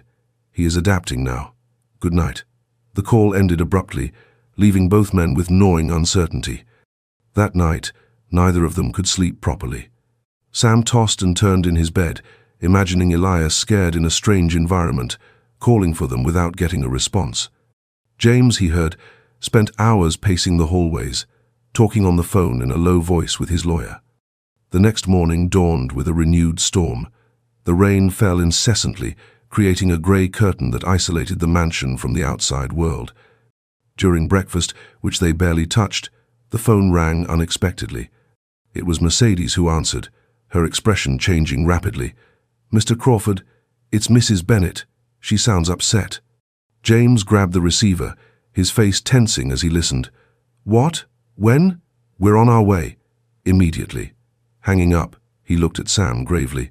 Elias has a high fever. They're at the children's hospital. In less than 5 minutes, they were in the car, driving through flooded streets toward the hospital. The rain beat against the windshield with fury, as if nature itself shared their anxiety. What else did they say? Sam asked, clinging to the seat as James drove at a dangerous speed. It started with a fever last night. They thought it was normal due to stress, but this morning it was over 104 degrees. He's dehydrated and not responding well to medication. The worry in his voice was palpable. Sam remembered the times Elias had gotten sick under his care, how he had learned to recognize the early signs, the little signals that indicated something was wrong. Had the Bennetts noticed those signs in time? The hospital was a modern building in the city center. Upon arrival, they found the Bennetts in the waiting room, visibly affected. The woman's eyes were red, while her husband maintained a rigidity that barely concealed his concern. Where is my son? James demanded, approaching them directly. In intermediate care, Mr. Bennett replied. The doctors are with him now. What happened exactly? This time it was Sam who asked, his voice calm but authoritative. Mrs. Bennett, surprisingly, was the one who answered. He wouldn't stop crying. We thought it was normal that he would adapt, but then the fever started. We gave him the medicine they had in his suitcase, but he didn't get better. Did you follow the instructions about his routines? Did he use his blanket to sleep? Sam insisted. A flash of guilt crossed the woman's face. We thought it was better to establish new, more appropriate routines immediately. James's fury was visible. Where is the doctor in charge? I need to speak with him now. While James went to the information desk, Sam remained in front of the Bennetts. Despite his inner rage, he maintained his composure. When Elias has a fever, he needs constant physical contact, he explained simply. He gets scared if he's alone, and there are certain foods that worsen his reactions. We don't need you to tell us how to care for our own grandson, Mr. Bennett replied, though his tone had lost some of its previous arrogance. With all due respect, sir, yes you do, Sam replied, not with hostility, but with unequivocal firmness. Because as much as he is your biological grandson, you don't know him. You don't know that he moves his right leg when he's uncomfortable, or that he rubs his ear when he's sleepy. You don't know that he prefers sweet flavors when he's sick, or that certain noises scare him. Mrs. Bennett looked at him with a mixture of resentment and recognition. And you know all those details. Every single one. Because I have been there, day and night, since I found him abandoned in that river. The pediatrician, a young man with a tired look but a compassionate gaze, received them in a small consultation room. James and Sam entered together, while the Bennets waited outside a dynamic that reflected the new order of priorities. "The fever is high, but we are controlling it," the doctor explained. "Preliminary tests indicate a viral infection, likely exacerbated by stress." "Can we see him?" James asked, the worry clear in his voice. "Yes, although he is sedated to help reduce the fever. I must warn you, he has an IV to rehydrate him." They followed the doctor down a hallway to a room where Elias lay in a pediatric bed, his small body connected to monitors and an IV in his arm. His face was flushed with fever, and his breathing, though regular, seemed labored. Sam felt his heart ache at the sight. So many times he had stayed up all night when Elias was sick, applying the home remedies Martha May had taught him, singing to him softly until sleep finally overcame him. James approached immediately, taking the child's small hand in his. "I'm here, son," he murmured. "Papa's here." Sam remained discreetly to the side, but his eyes never left the little one. He immediately noticed that he didn't have his favorite blanket or the locket he had given him. "Where are his things?" he asked softly. "The Bennets brought a bag with some belongings," the pediatrician replied. "It's in the closet." Sam checked the bag and found the locket but not the blanket. Without comment, he placed the locket near Elias's bed, where the child could see it when he woke up. For the next few hours, both men remained by the bed, taking turns moistening the child's lips, gently adjusting the sheets, or simply holding his hand. Occasionally, the little one would stir in his feverish sleep, and then Sam would whisper the same lullabies he had sung to him since he was a baby. The Bennets entered briefly, uncomfortable with the scene of family intimacy they were witnessing. Mrs. Bennet seemed particularly affected. "I never wanted him to get sick," she said finally, breaking the tense silence. "We just wanted to get to know him, to be part of his life." "I understand," Sam replied, surprising everyone with his conciliatory tone. "It's natural to want to know your grandson, but children need time and security to adapt to changes. They can't just adjust on command." The woman nodded slowly, revealing for the first time a vulnerability behind her facade of authority. Laura was the same way when she was little, sensitive to changes, deeply emotional. Richard always said she needed discipline, structure, but maybe, her voice broke slightly, maybe she just needed to be accepted as she was. "Just as she was," Sam completed softly. A meaningful silence filled the room. Mr. Bennet, visibly uncomfortable with the direction the conversation was taking, cleared his throat. "The judge granted us custody for the weekend," he said, though his tone lacked its previous conviction. "Legally we should." "Richard, please," his wife interrupted wearily. "Look at the child. This isn't about legalities or being right." James, who had remained silent, finally spoke. "I propose a truce. What matters now is Elias's recovery. When he's better, we can discuss more reasonable arrangements for everyone." For the first time, a tacit understanding seemed to be established among the adults surrounding little Elias. The child's health had put the disputes and claims into perspective. At dusk, the fever began to subside. The doctor, satisfied with the progress, reduced the sedation to allow Elias to wake up naturally. Sam and James were still by his side, while the Bennets had briefly gone home to change and bring some belongings. "He's moving his right leg," Sam noted. "He always does that when he's about to wake up." Indeed, minutes later, Elias slowly opened his eyes. His gaze, still clouded by the medication, wandered confusedly around the room until it settled first on James and then on Sam. A faint, weak smile formed on his lips. "Papa, Tata," he murmured, extending his little hands toward both of them. The simplicity of the gesture, his ability to recognize and claim the two figures who represented security in his world, deeply moved both men. "We're here, kiddo," Sam replied, his voice betraying his emotion. "We're never going to leave you," James added firmly, as if sealing a pact. Elias's recovery progressed rapidly from then on. The constant presence of the people he loved and trusted seemed to have a therapeutic effect that complemented the medication. By the next morning, the fever was completely gone, and the doctor was considering discharging him. The Bennets returned early, noticeably more humble than in their previous encounters. They brought with them Elias's favorite blanket, which they had found at their house after a specific search. "I believe this belongs to him, Mrs." Bennett said, handing it directly to Sam. "We should have listened to your instructions from the beginning." The small but significant gesture represented a recognition of the special knowledge and connection that Sam shared with his grandson. While they were preparing Elias to return home, Mr. Bennett requested to speak privately with James and Sam. They met in a small waiting room, where the older man seemed to struggle with his pride before speaking. "We've been reflecting," he began finally. "Our approach to this situation has been wrong. In our eagerness to establish rights, we forgot to consider what truly benefits the child." James nodded, maintaining a silence that encouraged him to continue. "Adriana and I want to know our grandson, to be part of his life," Mr. Bennett went on. "But we understand now that it must be gradual, respecting his existing bonds." "That seems sensible," James replied, his posture visibly more relaxed. "We also recognize," Mr. Bennett added, now turning his gaze to Sam, "the fundamental role you have played in Elias's life. Although it was initially difficult for us to accept, it's clear that a special bond exists between you." Sam inclined his head slightly in silent gratitude for the acknowledgement. "I propose we withdraw the legal actions," Bennett concluded. "Instead, let's establish a family agreement for regular visits, allowing Elias to gradually become familiar with us without trauma." The proposal marked a radical turn from their previous attitude. James and Sam exchanged a look, the same idea reflected in both. "We accept," James replied.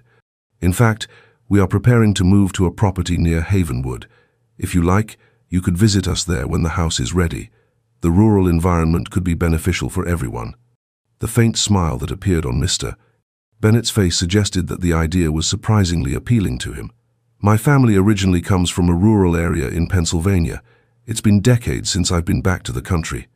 A tacit understanding was beginning to form among these very different men, united by their shared concern for Elias.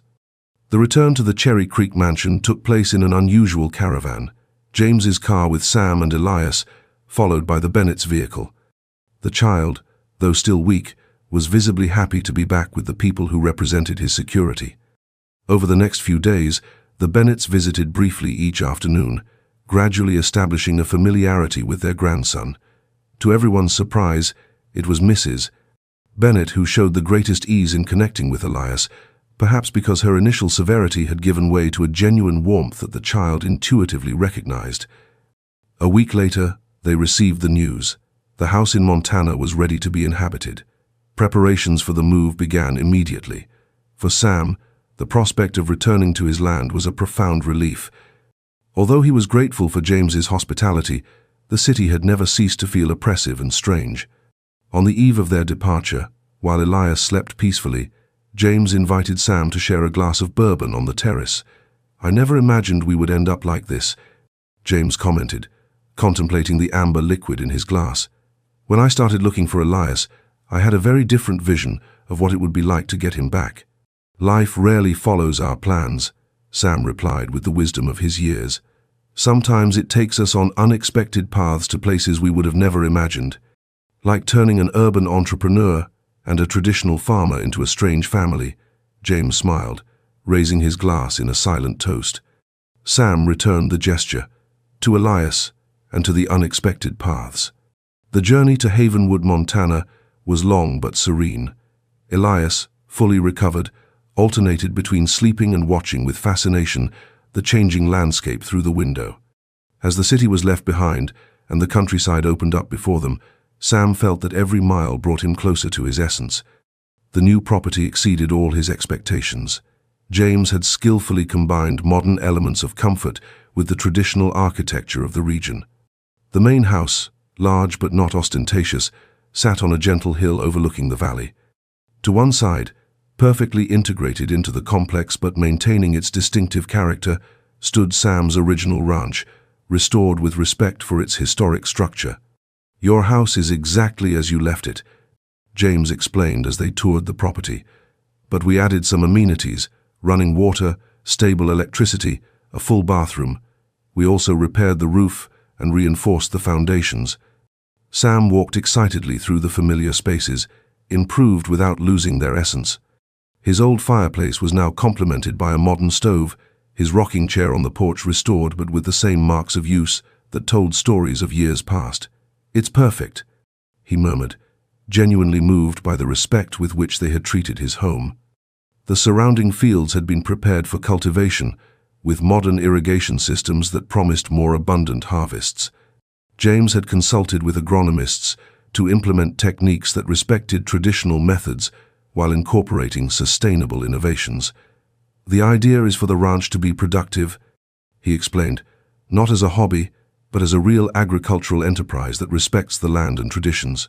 For Sam, raised on the work of the land, the vision was deeply satisfying. The news of their return spread quickly through Havenwood. That same afternoon, Martha May was the first to visit, bringing with her freshly made tamales and a contagious joy at being reunited with Elias. "How you've grown, kiddo," she exclaimed, lifting the child, who recognized her immediately. Reverend Michael arrived shortly after, blessing the new house and expressing his joy at this unexpected but providential outcome. "God writes straight with crooked lines," he commented, observing with satisfaction the harmonious coexistence that had been established. In the following days, more visitors arrived.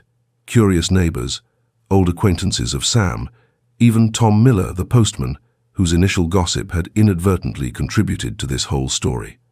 A month later, during a particularly beautiful sunset, Sam and James were sitting on the ranch porch, watching Elias play in the garden. The child, now fully adapted to his new home, was chasing butterflies with the carefree joy of his age. "I spoke with the Bennetts this morning," James commented. "They're coming next week for a 3-day visit. Adriana even mentioned she wants to learn how to make biscuits by hand." Sam smiled at the mental image of the elegant Mrs. Bennett learning the ancestral art of biscuits. "The land changes people," he observed, "and it makes them remember what's essential." A comfortable silence settled between them, the kind of silence that is only possible between people who have overcome trials together and have found an understanding beyond words. Elias came running up, holding a small wildflower in his little hands. With the natural generosity of children, he offered it simultaneously to both men. "For Papa and Tata," he declared with pride. James and Sam shared a meaningful look. In that simple, childlike gesture resided a profound truth. Love was not a finite quantity to be distributed, but a force that multiplied when shared. Sam looked up at the horizon, where the sun was beginning its majestic descent behind the mountains, the same sun that had witnessed that stormy night when he found an abandoned baby in the river, the same sun that now illuminated this new, unexpected chapter of his life. "Life is like the earth," he reflected aloud. "Sometimes it seems hard, impenetrable, but when the right seed falls with the necessary care, it blossoms in ways we would have never imagined." James nodded, understanding the depth of the metaphor. "And sometimes the most valuable seeds are the ones that arrive without being sought." From the valley, the scent of damp earth rose, mixed with the perfume of wildflowers. Elias laughed, now chasing a firefly that was beginning to glow in the twilight. His pure, crystalline laughter seemed to unite all the elements of this improbable family, forged not by blood, but by something equally powerful, the unwavering will to love and protect. Samuel Hemlock, who had once accepted that he would die alone, now contemplated a future rich in human connections, in renewed purpose, in that special form of immortality that comes from passing on wisdom and love to new generations. "The strongest bonds," he murmured almost to himself, "are not always those of blood, but those we choose to create and maintain every day," James completed, thus sealing the shared philosophy that would guide their extraordinary family in the years to come. As the first star appeared in the sky, Elias ran toward them, claiming his place in this circle of unconditional love. And in that perfect moment, under the immense Montana sky, the three of them formed a picture that transcended conventional definitions, not simply a grandfather, a father, and a son, but three souls intertwined by destiny, choice, and the purest form of love. And so, we've reached the end of the story of Sam, James, and little Elias. It's a story that reminds us that the word family can sometimes be truly magical. It isn't written on paper, nor is it bound by bloodline. Instead, it's woven from the little things each day, a bit more patience, a bit more understanding, and a love big enough to shelter a small soul. Perhaps there's a little bit of Sam and James in each of you adults with our own barriers. And perhaps we all need to learn from Elias that a heart can love things that seem to be in opposition and turn them into a home. If you were also moved by this, a like would be a wonderful signal to us. Where are you listening to this story from? What was the moment that truly made you pause and think? Please share in the comments. We're always here to listen. Don't forget to subscribe to the channel so we can meet again for more profound stories to come. Right now, another meaningful story is ready for you, just a click away. Thank you for listening. And always believe this: life gives us relatives, but love lets us choose our family.